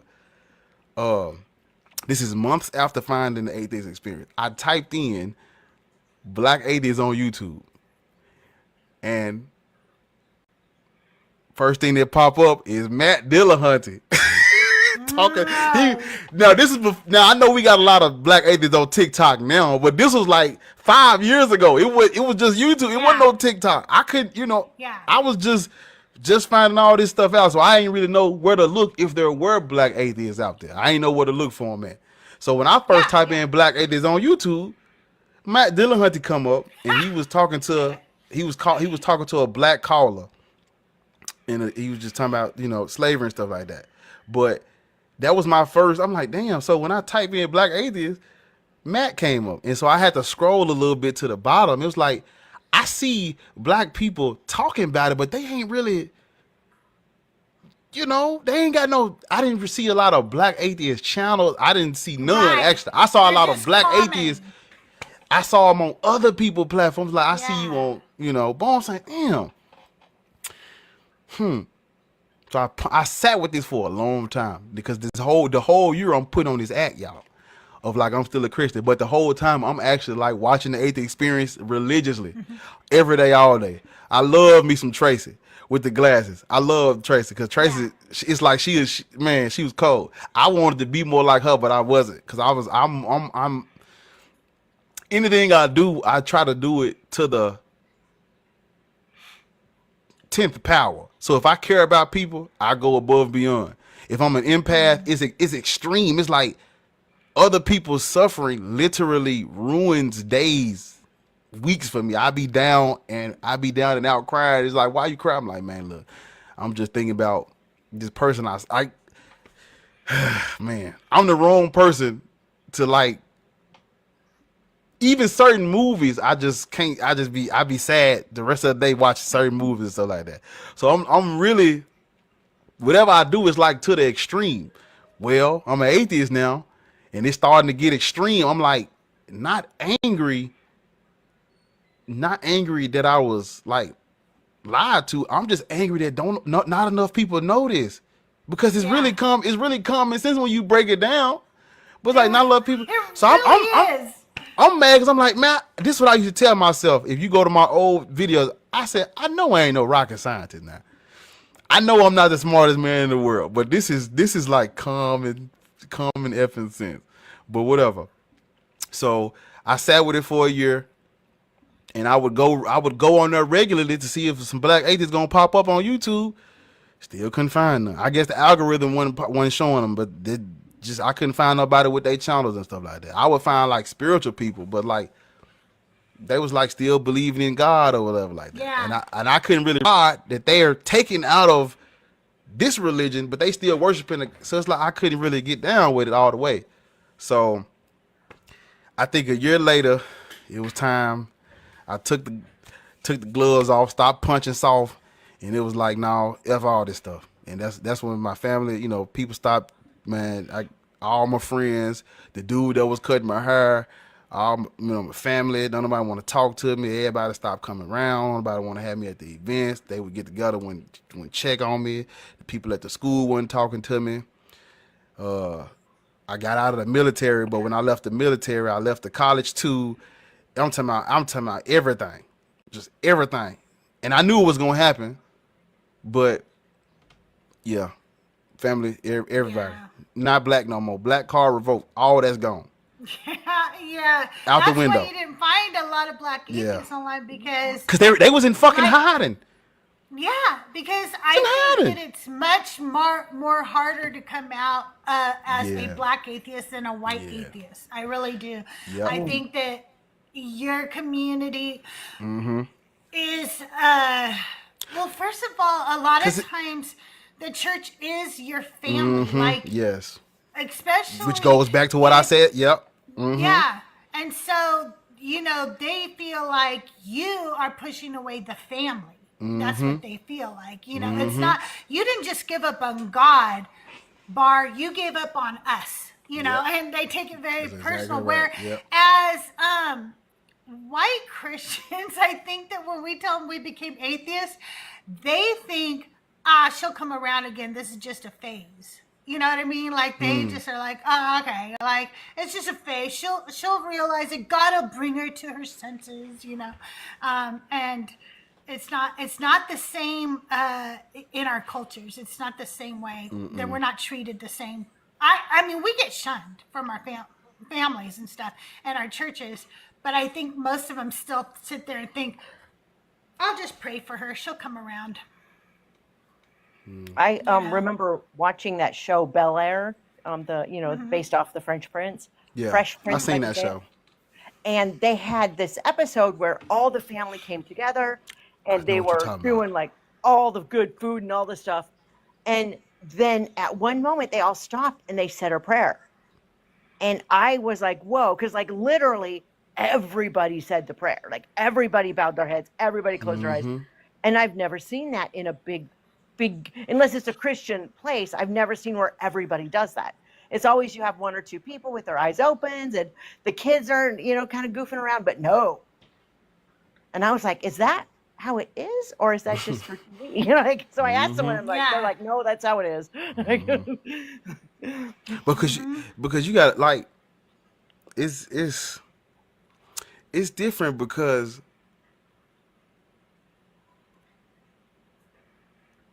it's like what Crystal said. It's like that's where the whole family at.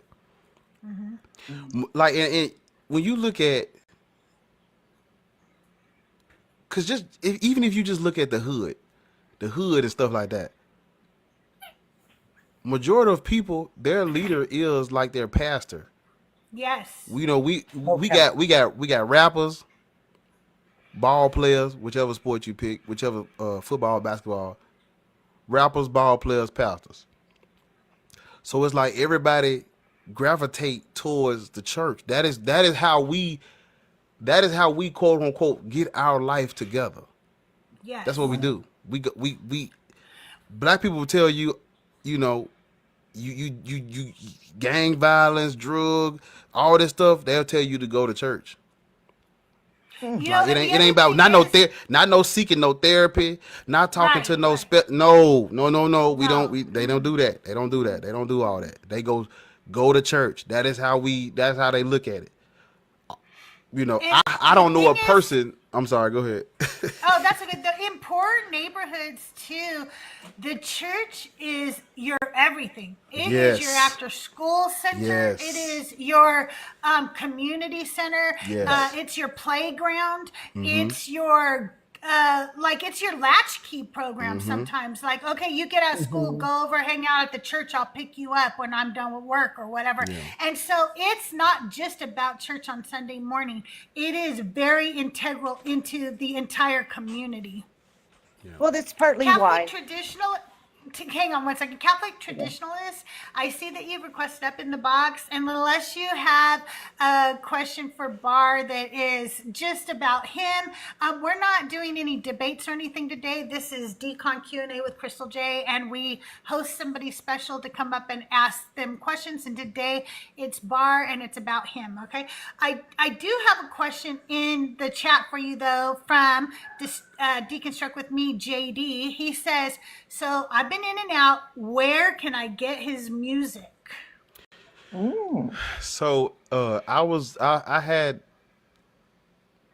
had used United Masters, but something happened and I didn't like pay that little subscription or whatever. So they took all my music off of Apple Music.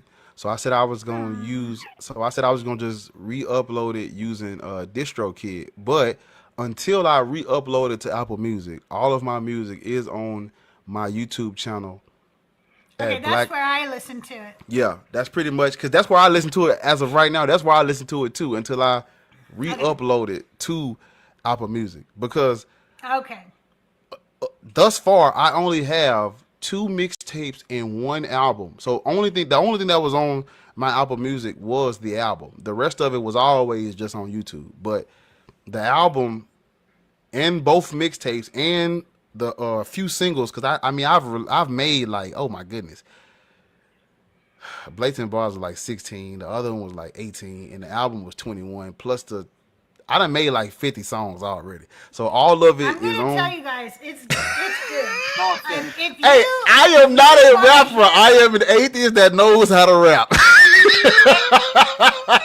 It is all atheist content, you guys. Listen You're to going me. to love it. It's like some of it is angry, some of it is just like life lesson learning, biblical, scriptural, and it's good. It's Talk to good. him, It really Chris. is.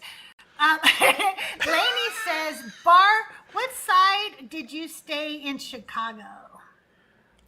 I actually don't know. I don't know. I moved back when I was in like the 5th grade, so I don't remember. All I can tell you is the bad side. It was side for sure. Definitely a little bit better. Like So middle. Bart, oh, sorry, are you done? I didn't want to interrupt you. Black churches that people see it more as family. Is that why they get the reputation of not being as judgmental? Wait, you think that black churches are less judgmental than white churches? Oh yeah, because like, Ooh, I like don't. yeah, because like if a woman gets pregnant, they don't just like freak out; they help her out. You know? No, They did you will. not see that video of the preacher making the young girl come down and confess I that seen she that. I was seen pregnant that. Yeah. as a teenager? Yeah. Where was the Yeah. guy who got her pregnant? They didn't Of pull course, her, of him course. down, and Yeah. and he said, "You're not to give her a baby shower or anything. God, You're that's not terrible. to help her at Yeah. all." Well, I And they guess for shamed me, her horribly. yeah, for me, that attitude would be like, that's not about race to me. That's just an asshole attitude. Yeah. I think they do that to everybody. Okay. Yeah. I think they do that to every. I think like all sides experience that because Okay. whether you black, white, or whatever race, creed, or color, the dogma is still the dogma, and the doctrine is still the doctrine. And the people that pound this stuff into your head, regardless of what they look like, is all the same. They gonna mistreat you or treat you wrong or talk crazy to you, regardless. But I just think like for like black neighborhoods, all they got is church. Okay. There are literally more. I'm telling y'all this. I gotta do a video on this because I don't think people believe me when I say this. In the neighborhood I grew up in, there are more churches than everything else in that neighborhood. If you combine everything else and then you add up all the churches, there are more churches than everything else combined. Grocery stores, they can't touch them. The only that can probably touch the churches is fast food restaurants. But other than that, no more. There are churches like 2 and 3 houses down from each other, literally next door to each other. 2 separate churches, 2 separate ministries, 2 separate congregations paying tithes and offerings to 2 separate pastors. I'm not joking. It's really the church is it. That's where that's where all the money, all the resources, that's where all the people go. Yep. Remember what we just said. When black people feel like their life is over, they need help, they don't go no therapist or seek counsel. No, they go to church. They believe they gotta go to church. That's it. I don't even know a black person that go to therapy. Yeah. That's still very prevalent in a lot of white churches too, and other churches. The idea that God's supposed to be the one to solve everything. All you need is Jesus. You know. So it's really sad. Yeah, but it's bad. But all I can say is it's you know, we always say in our town there's a church on one corner and a bar on the other. On every corner. Like it just really is. It's either a liquor store, a bar, but there's a church right across the street. And we have more churches here too. It's I live in a very conservative part of California, and so there are churches everywhere, and yet there's homeless everywhere. And I'm like, what are you guys doing? What are you doing? You're not.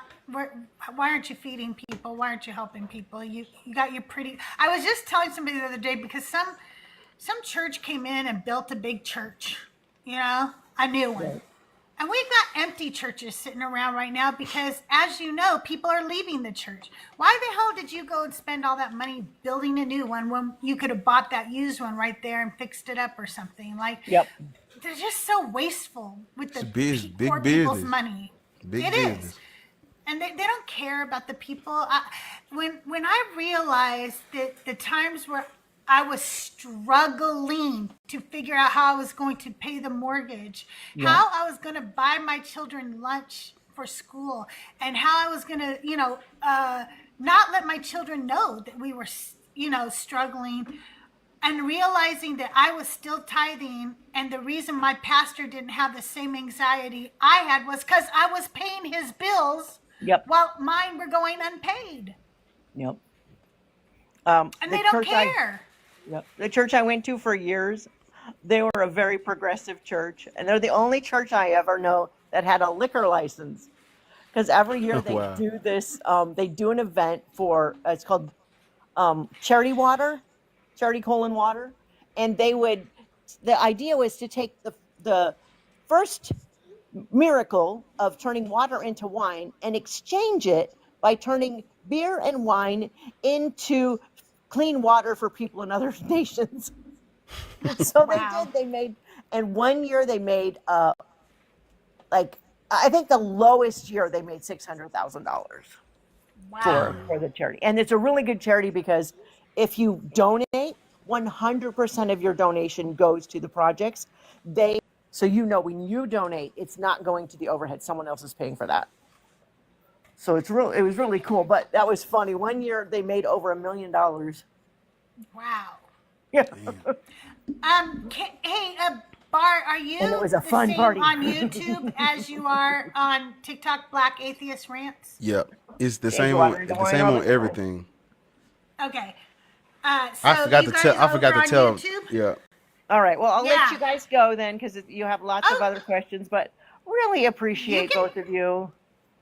Well, I appreciate you, and if you want to stay, you're more than welcome to stay. Well, You don't you see, have to drop down. I had to go look at the beans to remember the brand, and now Oh. I'm craving them. So Okay, you go get some beans. Thanks Thank for you for coming, coming Grana. up. You Bar, guys, so nice big to talk W with in the you. chat for Grana.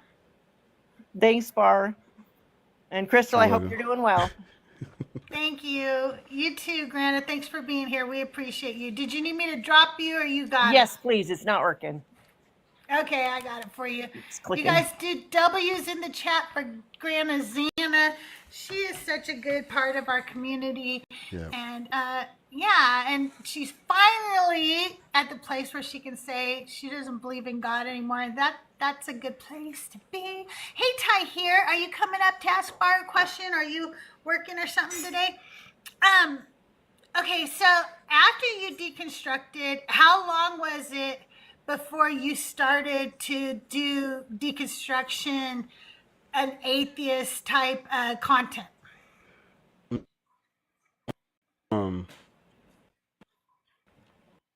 I was in. It was one. I want 2 years of me. I spent 2 years talking about it, reading about it. Because remember, I did not. I knew how to read, but I didn't like to read. I would rather Yeah. watch videos. But then I found out that the people who spend their whole lives researching all this stuff, they put their information in books, not on YouTube. Most of them don't have a YouTube channel. They just Right. do research, write books. So I had to start reading. So I spent 2 years watching the Atheist Experience, watching the Non-Stamp Collector, reading about all this stuff, doing research on it, asking questions, debating. It's a friend of mine who's not, and he's not a Christian, but he would like play devil's advocate for them. And we would just get into these long conversations, just talking about it and stuff like that. And this went on for like 2 years.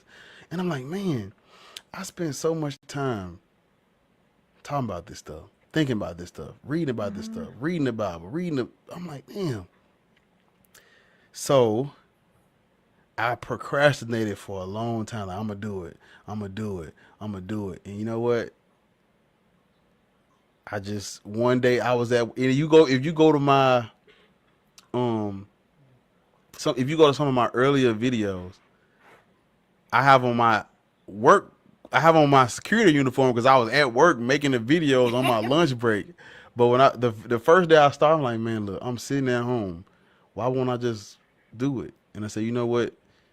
I'm done saying what I'm gonna do, and I just did it. And the video, I still cringe at it. I went out to the car and just sat the phone in the steering wheel and just pressed the red button. Oh, that's so funny that you say that. Like, isn't I it pressed the funny how red we button. cringe? I can't watch my older videos. Oh, I'd be like, what? I don't even look the same. I don't sound the same. I feel like I was No. looking goofy. Oh man. Okay, I'll tell you a funny start about. Hey, Volsey, so good to see you. I hope you're doing all right. If you want to come up, please feel free to come up. If anybody has a question for Bar, feel free to come up. If you can't come up, Tahir or Nick or anybody, you can ask your questions in the chat. I'll be happy to relay them to Bar. We've got somebody coming up.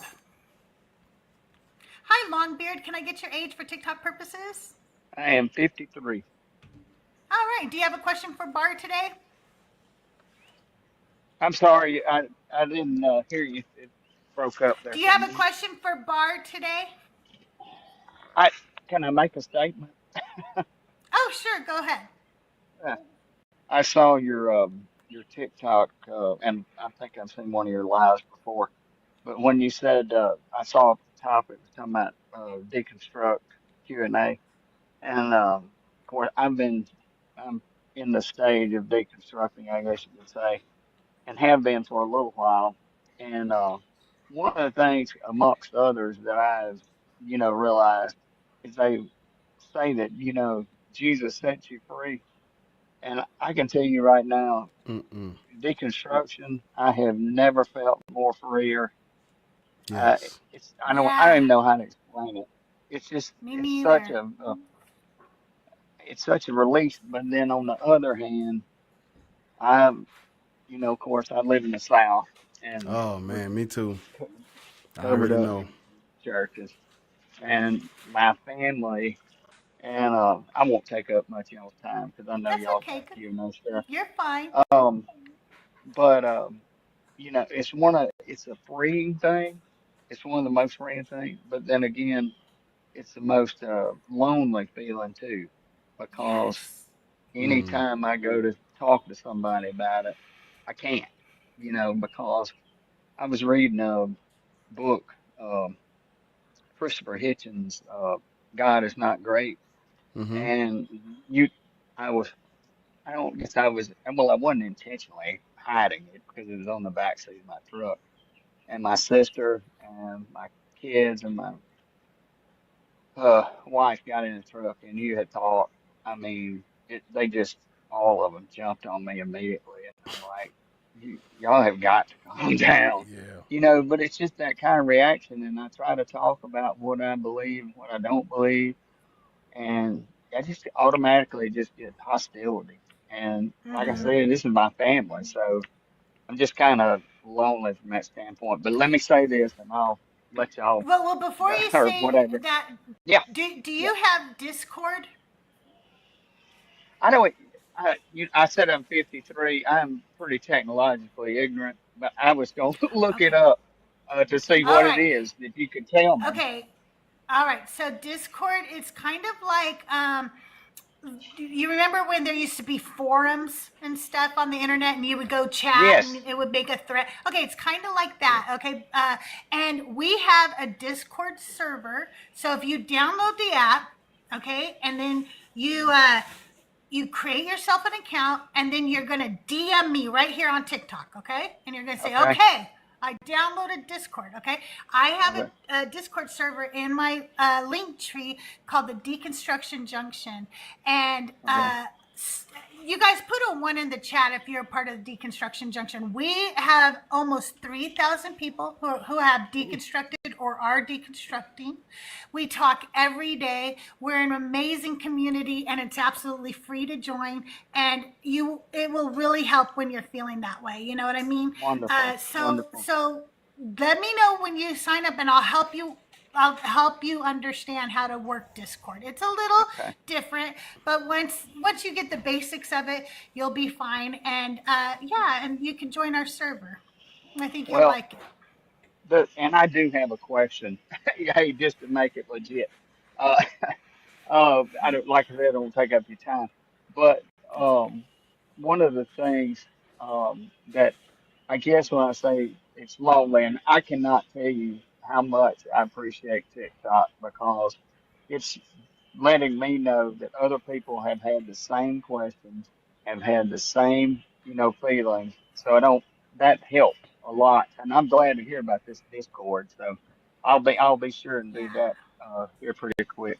The question I have is, and I don't understand how, like, in the back of my mind, it's just a realization of how, I hate to say brainwashed, but it's just so indoctrinated into your brain Mhm. that it's hard to get out of that mindset, if that makes any sense It whatsoever. is.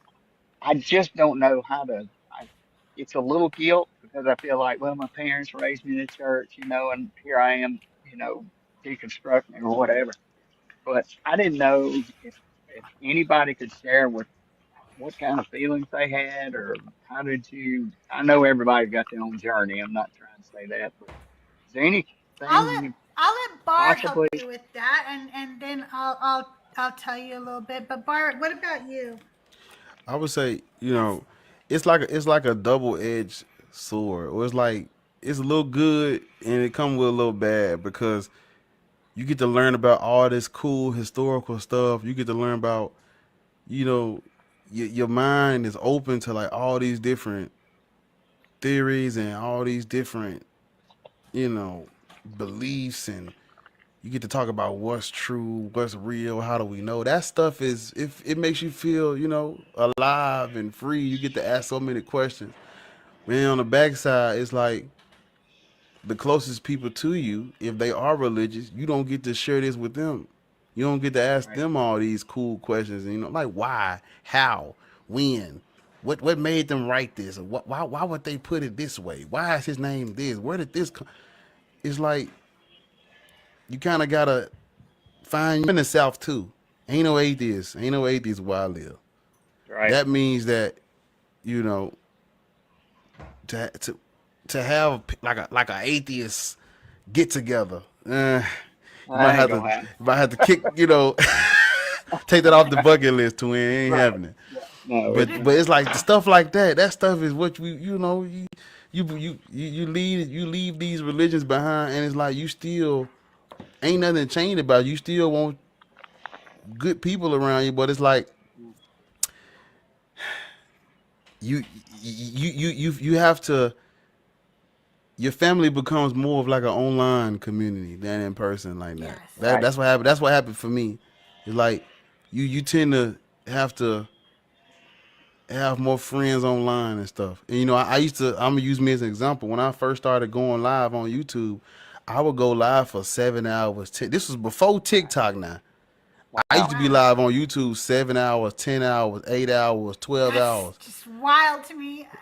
Two My months shows ago, are 3, and that's about all I can handle. 3 two months hours. ago, I did a 9 hour stream. And it's like people used to ask me, "How are you doing?" And I'm like, "This is the only time I get to talk to people like y'all."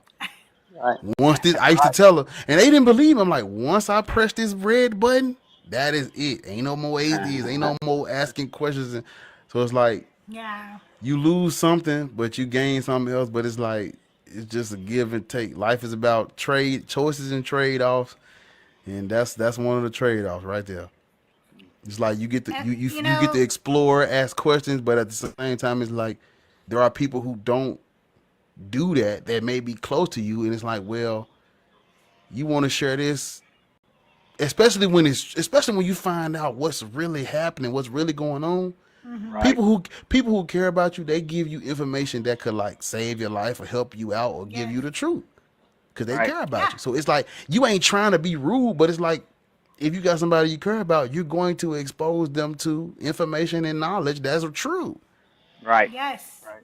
But it's like you You don't even know get to what? do When you that. said that, it made me think of something. I don't remember if it was Zena May or Rhea, but one of them was on a live one time and they brought up this really, really good point. You said, if you love somebody, you're going to give them information that would help them that is Yes. true. Yep. Okay.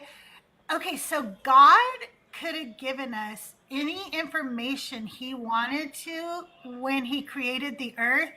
Like, he could have told us about first aid and where Yep. to find Yeah. food and stuff. That's nowhere in the Bible. There's no common sense information.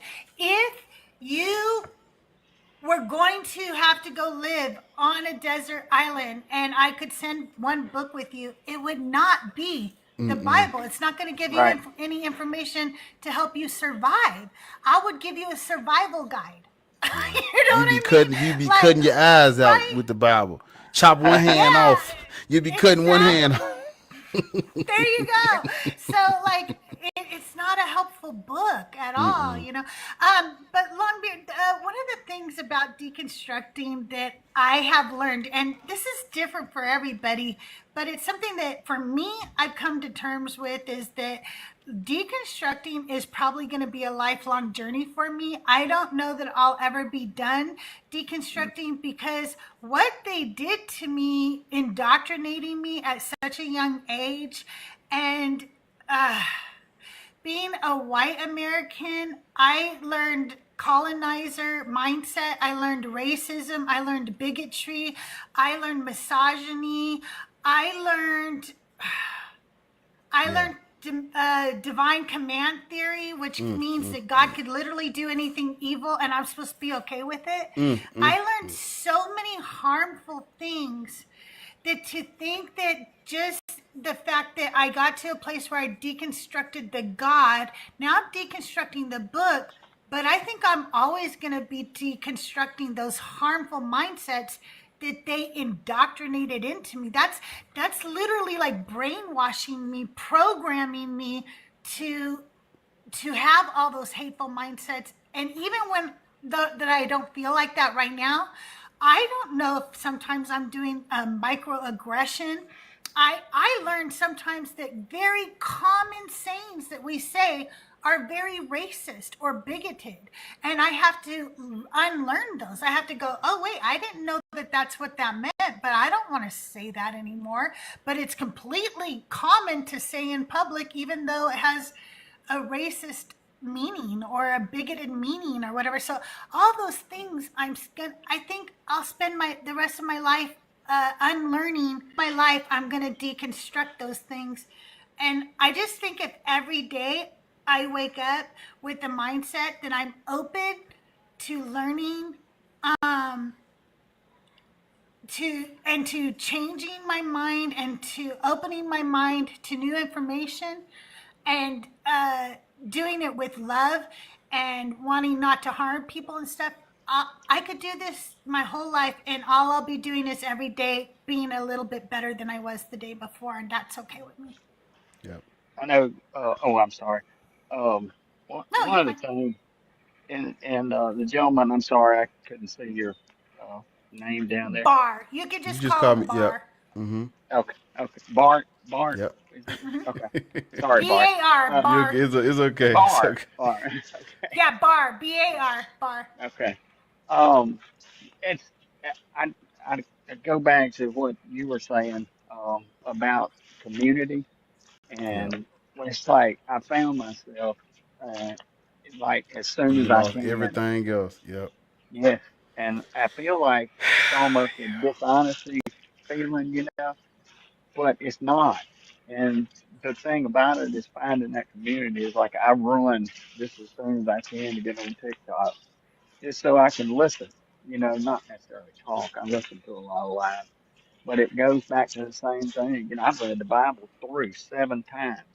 And really, that's the thing that started me on my construction journey, Yes. deconstruction, I'm sorry. Because it's like, and I've told people, I've gotten in discussion with friends of mine, I'm like, have you really read this? I mean, you sit back and they got talking snakes, talking donkeys, giants. I mean, seriously. I mean, when you Right? break it down like that, it sounds crazy. And I told somebody, and y'all probably heard this too, if you put Jack and a Beanstalk and said it was the truth, that sounds just about as crazy as the rest of Right? it. Right? And It's funny so, that you brought up the talking snake and talking donkey, because I was listening to Christina Carroll, I think it was this morning, and she had a guest on. And El Oso said, so do you believe in talking snakes and talking donkeys? And she goes, no, I don't believe that they can talk. I'm not ridiculous or whatever. He goes, oh, uh, so you don't believe in the creation story? And she goes, oh, no, I believe in the creation story. He goes, so there was a serpent in the creation story. She goes, oh, no, I believe that, snake. Right, So she right. does That believe in particular a story. talking stick and a talking donkey. She just doesn't believe that it happened today, you know? So, I had something similar there. If you don't mind, could I share it real quick? Um, but it Oh, was, sure, go right ahead. yeah, it was. I was in Sunday school class, and this is when I was like a younger man, but not hey, not that too long ago. But anyway, uh, we got to talking, and I brought up the topic of gosh, I remember who it was that the kids called him bald, and then out came the Yeah, bears. Or yeah, y'all Oh, know yeah, that? yeah. Okay. yeah. Yeah, I can't And remember the prophet's name, but I know what you're talking about. Yeah. you know what I'm talking about. Any a lot. I don't know.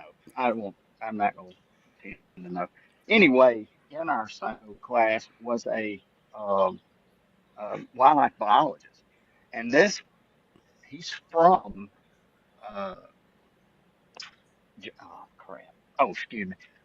Africa. I think he's That's from the okay. continent of Africa, Hmm. and so he's this wildlife biologist that's been, just from here. And and he has like, I don't want to say super Christian, but he's pretty like, he knows a lot, I guess you could say. And so I made mention of that. And, and he was like, bears? And he started laughing. He said, what are you talking about bears in the Bible? I said, and everybody in the class was looking at him and was like, yeah, it's in the Wow. Bible. And he's like a biologist, and he's like, no, that doesn't happen. I mean, there's no bears, and there may be, but he was to think that it was in there. It's So funny. yeah, but hey, but like you said, it's readily acceptable to say, snakes and Yes. donkeys and people it's just like it's just accepted. That's the way it is without any Yeah. question. But anyway, I'm sorry, that's more of a statement than anything. Well, But thank you yeah, so much for so coming up. And yeah, you yeah, better and DM me when you get that Discord, okay? I And will, we'll get you I will, and into the community, and you'll meet a lot of great thank you. people. Appreciate God. Thank you so much, and I appreciate your lives, and I thank you for this opportunity to come up and share my story and at least ask a few questions. And I'll be here every time you come on. Thank you all so much, Well, we Bart. appreciate Nice it. talking to Yes, you as sir. well. You too, long And beard. Thank you. y'all take care. Bye bye. Bye bye. Subhan, can I get your age for TikTok purposes? Yeah, I'm 38. Okay, give me. Okay. Tahir says, Bar, what is the biggest lesson that you've learned in your atheism deconstruction journey? That's a good question. You guys, the Discord's in my bio. It's Deconstruction Junction. I'm sorry. Something that I like is I think Matt said it, but I he said it, but I've been saying it, just not in this simple term. But like something that I learned is just we have to get better at getting better. Like that's the key, because people believed all this bad, harmful stuff. Okay, it's time to put it down. It's time to move past it. We know better, so we do better now. And it's just that is the lesson that, like, that's one of the things that I really, it's like simple, but it's like it's so much that could go into it. We just gotta get better at getting better. Cause everybody, something that I struggled with answering when I first became an atheist was like, people would ask me, well, if you don't believe in God, where do you get your morals from? And Yes. even though I couldn't articulate the answer, I knew that the answer is like, it's no way that morality comes from a book like this, or a religion like this, or a God. It's no way. So it's like, even though I can't put it in words what the answer to that is, I know I have the answer inside of me. I just can't. It's like, I am it. I don't know how to say it, but I got it. I feel it. It's like, Yeah. I don't know what that answer is. It took me a long time to just, you know what? It's like, we wouldn't even be able to survive without morality. We need to Right. we need to treat each other right to survive. If we don't help one another, we won't survive. We need all hands on deck. Everybody has a role. Everybody has a part to play in our experience together. Like, we need each other. I'm not good. I'm blind. I wear glasses. I need the people that can't see. I need the people that can see to help me when I can. Right. Like, I don't know. That's it. I can't cook. Me and Crystal, we love birria tacos. I can't cook birria tacos, but I love it. I can't either. So it's like everybody has something that they're good at, and that is a gift to help others around you. You might be good at rapping or singing or doing hair or dancing or telling jokes, telling stories. It's like all of us have a gift that we can share with the world. And you don't need a book to tell you to treat people right. So like my most important thing, my main lesson is to care about the people around you and to get better at getting better. That's like the be all end all for me. Those two things right there, you can't lose with them. Because if you're doing something wrong, if you're doing something wrong and the evidence shows that it's wrong, then you know that you got to get better because you care about the people around you, because you care about the world. Just like what Crystal was saying, she said she gonna be deconstructed for life because of all the things, just so much bad and negative stuff that's been taught to a lot of different people. We gotta come out of that. We gotta band together. I know race is a social construct. I get it. I know we all look different, sound different heights, different everything, eye color, skin color, whatever shade. We all different shades of wheat, whatever you want to say. I get it. We all look different, sound different, talk different, walk different, like different things. But we still gotta come together because our lives depend on it. We need to come. We gotta come together to survive. We need morality to survive. So what if morality is subjective, whether it come from a God or whether it come from us? Because they don't even. Oh, I could go into it, but for the sake of time, yes. Care about the people, care about others, and getting better at getting better. Those my two. That's two I got. I like that. Okay, Subhan, it's your turn. What do you got for Bar today? Sorry, I have my headphones on and I walked away from my phone. That's okay. Is this just a Christian deconstruction or any religion? There are people who are deconstructing from other religions. Yeah. There are people who deconstruct and choose a different religion. There are people who deconstruct and stay in the religion. Oh, interesting. So, could you explain that to me then? What I always in my head, I hear deconstruction and I hear you just fully move away from it, like you're done with it. That's what happened to me, and that's what happened to Bar, but that doesn't happen to everybody. Yeah. There are some people who deconstruct the religion and they still find meaning in it, usually much different than they did when they were growing up or when they were taught it in Sunday school. But for me, I definitely moved away from it because it's just none of it's true. So it's really hard for me it's just not true. And so after I realized, once I realized that the whole Noah story was based on the Epic of Gilgamesh and that many of the stories that the Israelites told were actually stories from ancient Canaanites and and Mesopotamia and Babylonia and that their stories weren't even their own 100% to begin with. And then we took those stories that they lied about because they were just telling stories to their own tribe. They were just trying to build themselves up, right? Yeah. Then we made an entire different religion based on that, and so did Islam. And it's like, so we took one lie and made another lie and turned it into another religion. And after a while, I was just like, this is just a lot of lies. And to add to what Crystal was saying at the end, after they created all these lies, they started going to war over these lies. Yes. And that So right there, wild. Yep. and that right there Crazy. is like my biggest problem with it all, you know? Yep. That's what started Yeah. everything. If you history, that's this. I'm a big history buff. I like history, and so when you realize that these religious books are not accurate history, it's just like what Crystal said. It's just stories, just lies people told and wrote down.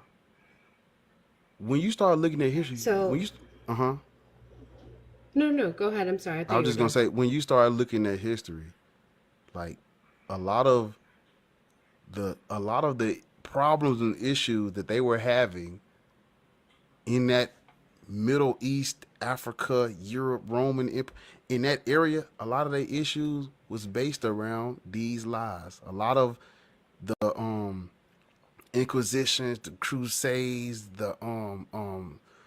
there's a papal bull issued by the Pope. It's called, if I'm not, it's either the Romanus Pontifex or the Dum Diversas, where the Christians literally were going and trying to capture all of the Muslims and all of the pagans or whatever. Like all this stuff is like, it led to what we got right now. How this moment, it comes from these people going to war and fighting over their different lies, taking over with their lies, being mad because one lie is in this area, they want that area, so they lie. It's all about Yeah. lies. That's it. Yeah, So it's so, like, what are that's you supposed to do with it once you find out all this? exactly. So I grew up very, very religious. Like, I'm Pakistani. I grew up as a Sunni Muslim Hanafi. And just a couple years ago, as a child, I always kind of had like, questions, side-eyed some stuff. And, I got hit by our Qari who was teaching us how to read the Quran. And this was in Queens. Um, and then I moved to the state I'm in now. And as I grew up, I just started to like, because I don't know about that much about the Bible, but there's a lot of hateful things in our religion, like towards Christians and Jews especially, and the mushriks, like pagans. And so the final straw was something called Jihad at Talab. And now like I feel so alone often. And I see Yeah. a lot of ex-Christian, like, or whatever lives, but I don't see too many ex-Muslim lives. So it just Yeah. felt like FOMO a little I bit. have a good friend you should follow. Let me see if he's available. Sometimes he can. I think he was in here a minute ago. You guys, is M still in here, or did he Oh, I take know off? him. No, Do M's the you? doctor. Okay. I know him. Yeah, yeah. Yeah. But I mean, like, like he's a doctor and he's busy and he sounds like a robot. He's I love the way I M know I what you sounds. mean. I I could know what you mean. read. He could do read you to me know all night. do you know people will literally like he will ask so on Muslim lives he'll go up there to like refute them and then they'll be like, oh, what's this in surah this, and he goes blah, blah, blah, and then he like and they're like doing it over and over and they're like, bro, this is AI, this is a robot, and I'm like, no, he just knows the religion. Yeah. No, he's not a robot. That's Ems. He's super smart. He is the nicest guy. And I could have, with that deep voice, oh my God, I wish he would read books to us. Like, Yeah, I no, would Audible. listen to the Quran. don't. But I'm saying, like, like I'll see entire lives. Like, I've ran across Deconstruction. I'll see him in that chat too sometimes. Yeah. But I'll see a lot of these ex-Christian lives. Once in a while, an ex-Muslim live will pop up, and like they will mass report the Muslims or mass report us, and like it gets taken down, and the person just kind of disappears, and they're very knowledgeable. So one of my good friends who was on here, his name was Lone Rider, Moroccan. He was a student of fiqh, and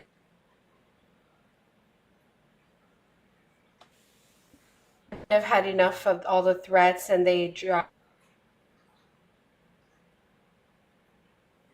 And he lives in an Is she? Islamic country, so it's like really for your life kind of. You cut out a little bit there. But You cut out a little bit for me. That's what I was just going to ask. Is she breaking up for somebody else? So could you repeat the last thing you said? I'm sorry. Oh, sure. I was just saying, like, so I had a friend, he used to host live sometime. Well, actually, he used to be there's another ex-Christian live. Her name is Jibola. Have you ever heard of her? No, I haven't. Huh? So she's from the UK. So she's over the pond, and but she's ex-Christian, but she focuses mostly on Islam now. And that's where I met Lone Rider and Ems as well. And yeah, so I haven't seen these guys lately, like, so it seems like yeah, on YouTube there's the atheist experience and all these.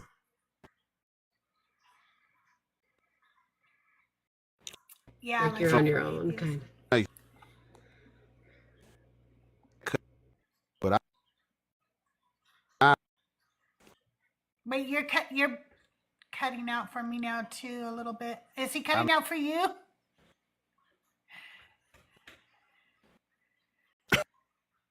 Cutting out for me, I couldn't hear anything. Yeah, I couldn't hear you. can you hear No, me? you're still cutting up a little bit.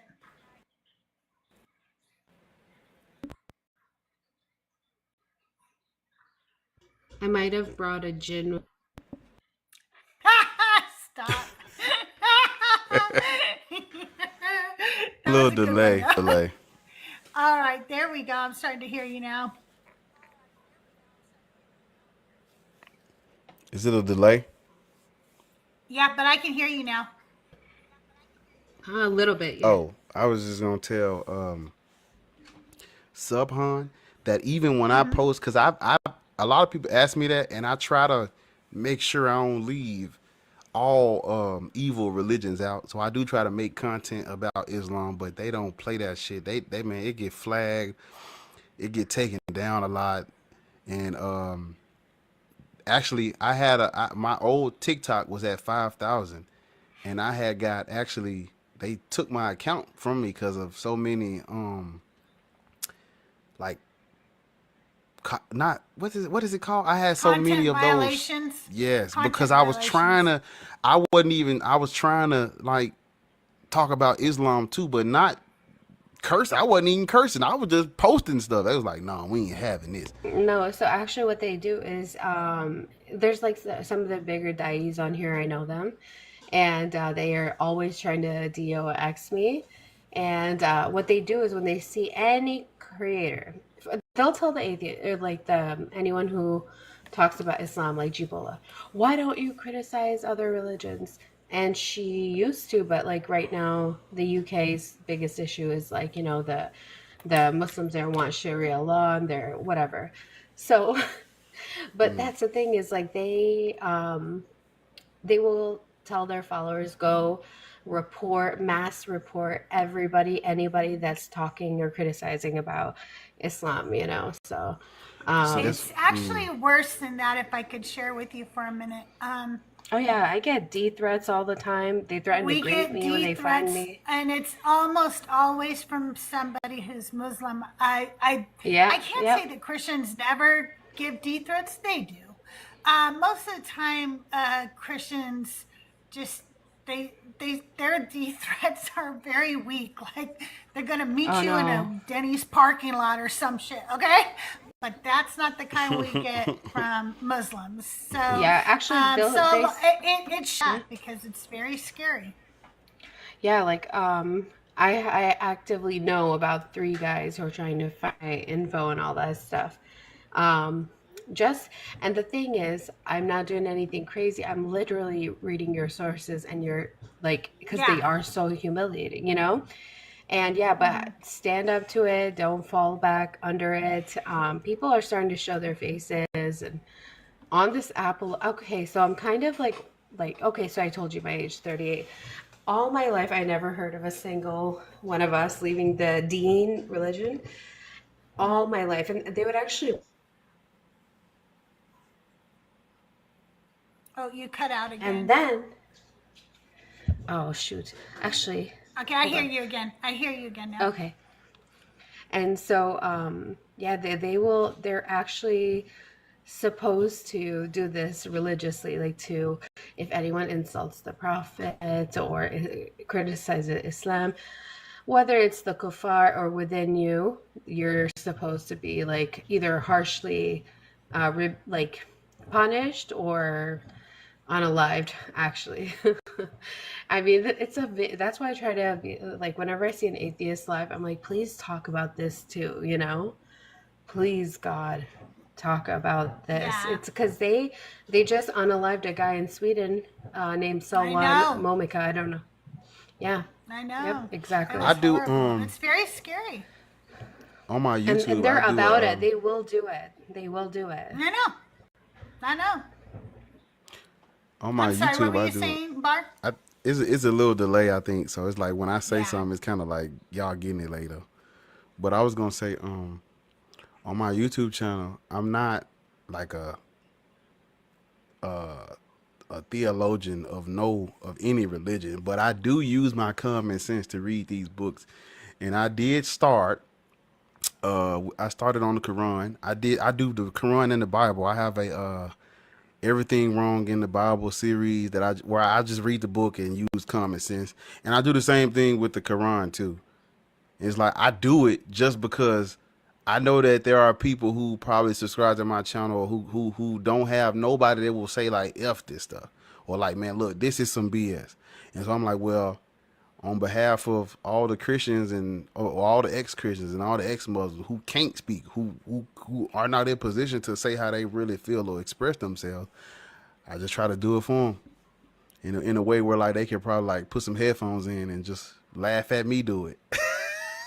You don't want to play it out loud, but I got plenty of videos where I'm like, man, F this and F that and this is some BS. And I'm reading, I'm like, look at this. This don't make no effing sense. And Yeah.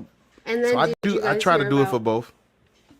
Did you guys hear about Iraq? They just lowered the age of marriage for girls to 9. In where? Huh? What? So the legal in Iraq? Oh, No. Iraq? Yes, because of the sunnah of the prophet. Yeah. Are y'all? And that's why I'm on here daily What? talking about child marriage and the religion. It's in 65:4, and girls literally are being unalived on their wedding night from internal bleeding. That's why. And I have so much like rage about this. So my account's been struck so many times because I do go off. And they say, well, it's allowed in the, the religion. So what? Who cares? Like, kind of, it is what it is kind of thing. So, yeah. Like, Lowered a it lot to of people did 9 not know is that. crazy. Yeah. This stuff is, man. And that's what they do. Yeah, Black Atheist, will you send me? I'm going to follow you. I will be back. My son's here. We're going to watch a movie together. But, yeah, it's, and I'll tell you a horror story I saw when I was growing up in Pakistan, too. And it's fully allowed under the government there. Coming here, Subhan. We Thank really you. appreciate you. You guys, we are about to play everybody's favorite game that I made up, Divine or Decline. If you'd like to join us up on the panel to play, put your request in the box right now. We'll bring you up.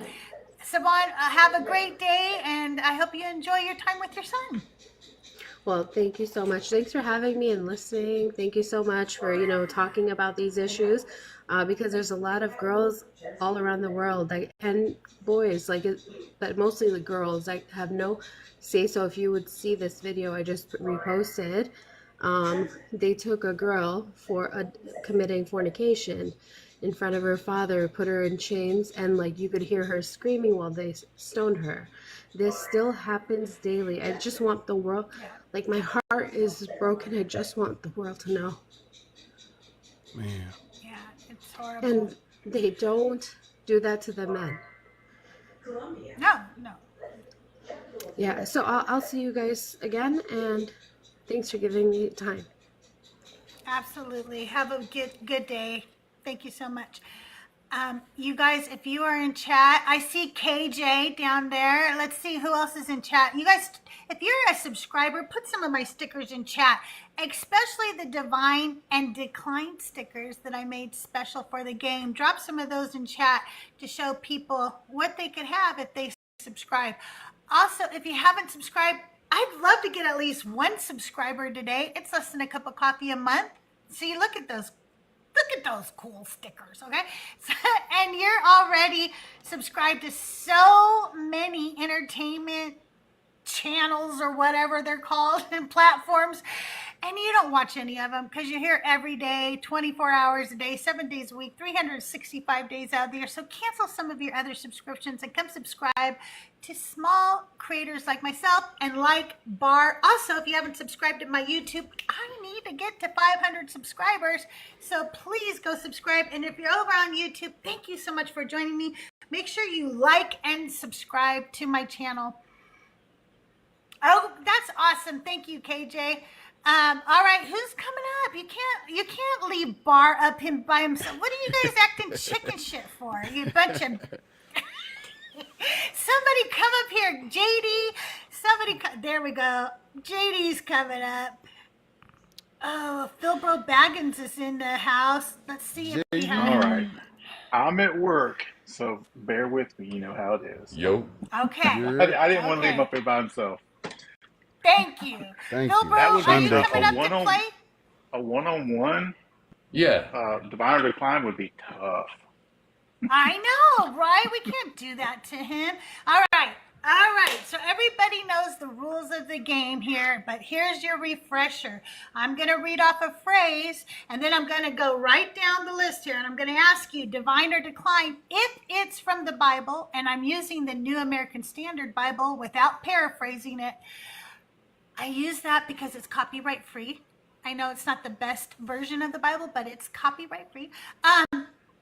If it's from the Bible, it is divine. You guys put the little D with the halo, and that means divine.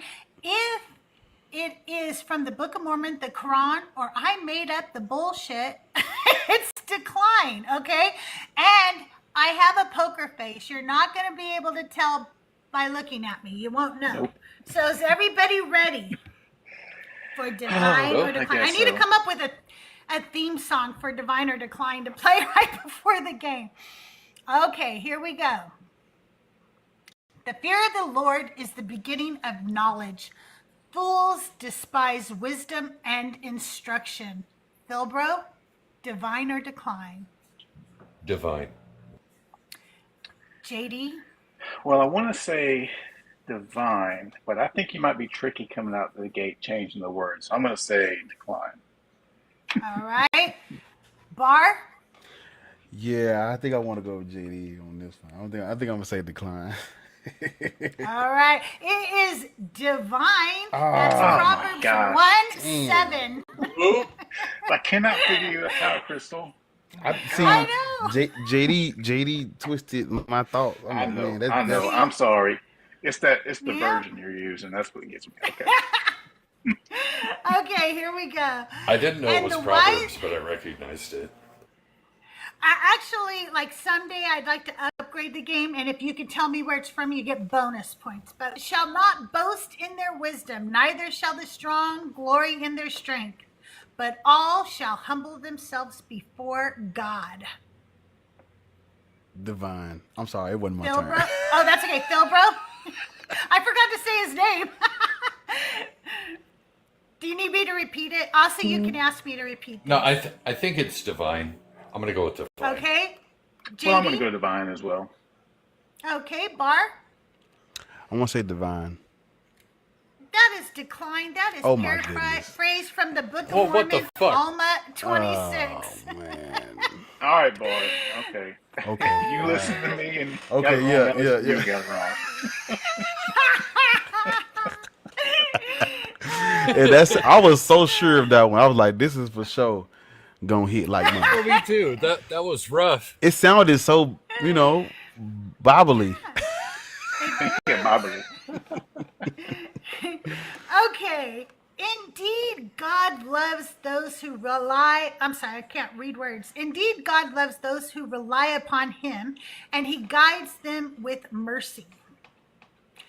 Philbro. I'm going to say divine. All right, JD. Decline. Bar. I'm gonna say decline, but not because JD said decline. That is decline. Yeah. It is. Was that Book of Mormon? That was Quran, Surah 3, 159 wow. and 160, and it was paraphrased a little. Okay. Even before there is a word on my tongue, behold, Lord, you know it all. Bilbro. I'm going to go with divine. I'm going to go decline. Listen, Bar. I'm not copying off JD. I promise I'm not. I'm not copying off JD. I promise. That one don't sound right. I'm gonna say decline. All right, we got somebody else joining you. Let's ask what they think. Oh wait, where'd they JD, go? you stood at my thoughts. Oh. Okay, that one was divine. Oh that my was goodness. Psalms My 139. JD, get out. I gotta read the Want me to Bible go backwards this time? Let's go. Yeah, let me go first, cause You got it. All right. Let's see what the hell. Wait, I think I have another player coming up. Now we can copy you. I gotta find my groove. Yeah, cause That's my problem. Yeah. Okay, blessed are they who in patience sow kindness, for they shall reap peace at the last day. Let me repeat that. Blessed are they who in patience sow kindness, for they shall reap peace at the last day. Bar. I want to go divine because it sounds divine, but I just got like 3 divines wrong, so I don't know. I'm gonna say divine, just because it sounds. Okay. I'm gonna go divine. All right, I'm going with my gut and say decline. Okay, Phil, bro. Change my house. I'm going to say decline. Bar, are you changing your Because my right hand man. Hey, I haven't been any help to you. But I'm saying, why you say decline though? I'm trying to. We even know. Listen. Well, it is decline. It's made up. Hey. See what happened? See what happened when I go against the grain? As soon as I go against the grain, look, I get one wrong. All right. Number 6. For the Lord gives wisdom.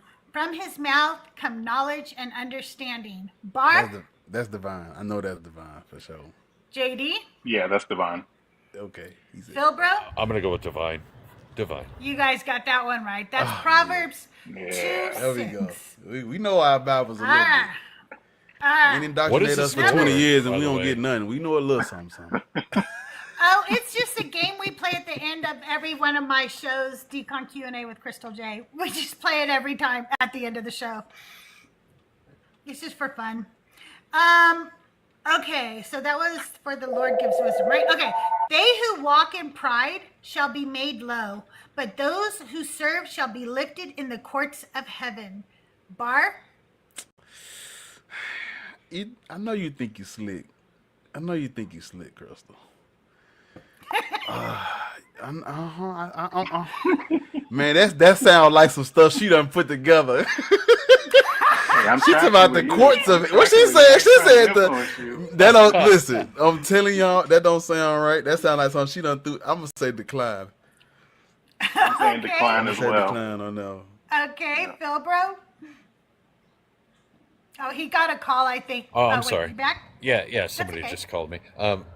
Yeah, I'm going to say decline. Mormon, Mosiah, or Mosiah 2. I was going to say it sounds Mormon. I was raised Mormon. It sounded like a little. Did it say the courts of heaven? Yeah, it says in the courts of heaven. Okay. How's everybody doing in chat? Anybody got them all right so far? Anybody gonna lie and tell me they got them all right? They're gonna lie. There's no way. Okay, number 8. So submit to God, but resist the devil, and he will flee from you. Bar? That is divine. I don't know. JD? Yes, resist the devil and he shall flee, divine. Yes. All right, Phil, bro? It sounds divine with me. All right, it is divine. That's James 4:7. Yeah. I know Good my job, Bible you a little guys. bit. All right. I used to be a Bible thumper. I know a little something. Me too. Number 9. Well, I've wondered, why didn't they ever call it a Bible slapper? That is, yeah, that makes sense. They did it because they Where did were the saying thump that you come would from? From thumping it like this. When Oh. They would preach, you know? The fire and They would go brimstone like preaching. that. You gotta Yeah, that's Yeah, why the it's Bible slapper. Yeah, but they called it thumping the Slapper Bible. wouldn't sound right though. That a thumper sound like, you know, put a little oomph on it. Okay, let's see. Truly those who do righteous deeds shall find gardens beneath which rivers flow, a reward prepared for them by God. Bar? You're not slick. I know you think. No, she's not. You She ain't slick. You guys keep telling me that while you keep missing the question. No, Oh, I ain't gonna miss this one. that's it. Sound divine though. I'm gonna say divine. I'm gonna say JD? I'm gonna say divine. Decline. All right, Bar, Oh, shit. you're My declined. right hand man. What's going on, JD? Did I Well, go to bro, sleep in too many you Bible gotta be the studies? tiebreaker. I'm going to go with divine. It is declined. That is paraphrased from the Quran, Surah 457. You wanna know what? I've Oh. read that before, but it's like I thought I read it in the Bible, so I thought it was divine. But I've read what you just read. I read that before. Well, see, this is why I picked between the Quran, the Bible, and the Book of Mormon, because they all borrow from each other and sound alike. We'll give you a half a Makes point. it more. All right. The final question today, you guys. Are you guys ready? Let's do The it. path of the righteous is like the light of dawn that shines brighter and brighter until the full day. Bar.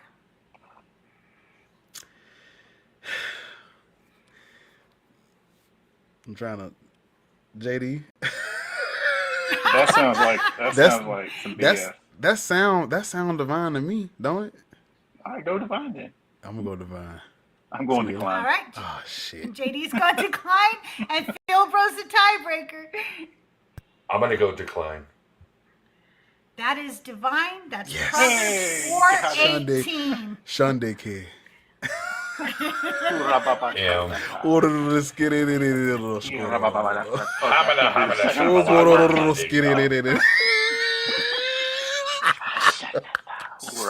I'm completely.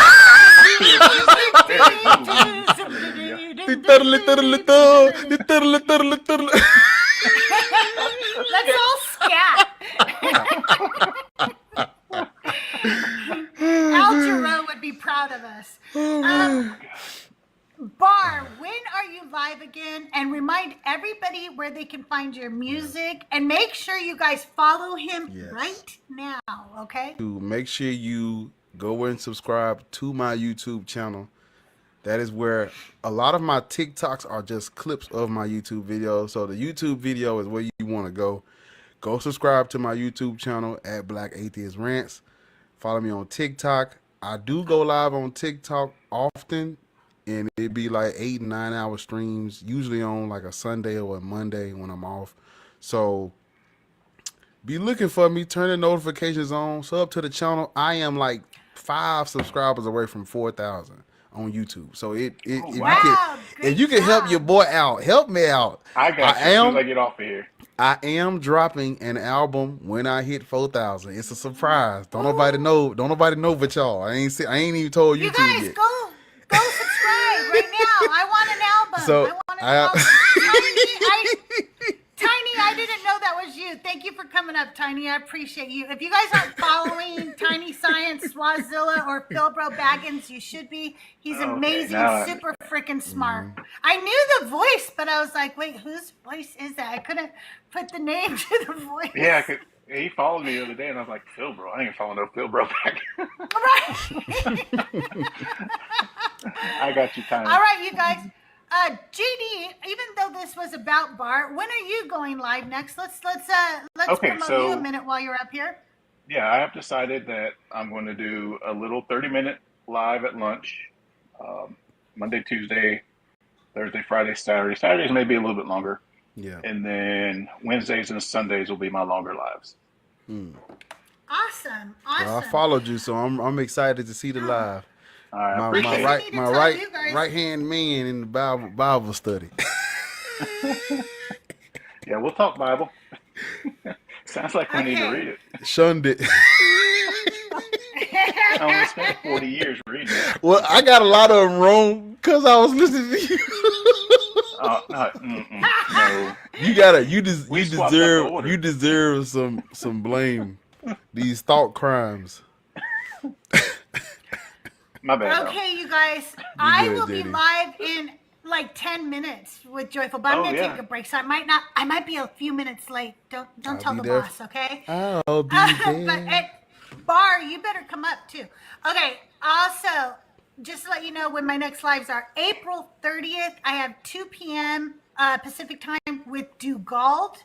And then I also have DC coming up, but for some reason he's not on the events calendar. So you'll have to check my channel on Discord or the events calendar to find out when I go live with DC. But I will be live May 2nd at 3 p.m. Mark your calendars with Thinker. Thinker is joining me, so make sure you set your calendars for that. Sunday King. And yeah, that's a good one, huh? I'm really excited. If you are a deconstruction creator and you would like to be on Decon Q&A with CrystalJae, hit me up in my DMs. If I haven't reached out to you yet, it's not because I don't love you. It's a lot of you out there. I'm trying to reach all of you. It's a good problem to have. It is a good problem to have, and I try to do about 2 to 3 a week, so it gives me good balance. But if you want to be on the show, I'd love to have you. Just hit me up in my DMs. And you guys, I will see you in about 15 minutes on Joyful Apostate. By the way, don't forget, if you've got even $1 or $2 that you can send to help Joyful and his wife get a new car, not even a new car, we're just getting them a cheap little, beater, okay? But we just need to get them some kind of a car because she's still driving it, but it's on its last leg. So we really want to help them if we can. All of the links are in his bio. If you and tomorrow I'll have a GoFundMe set up for him too. So yeah, just let's all help each other out when we can, you guys. Be kind to each other, love each other, be good people, don't be a dick, And I'll see you around the mean streets of TikTok. Love you guys. Bye.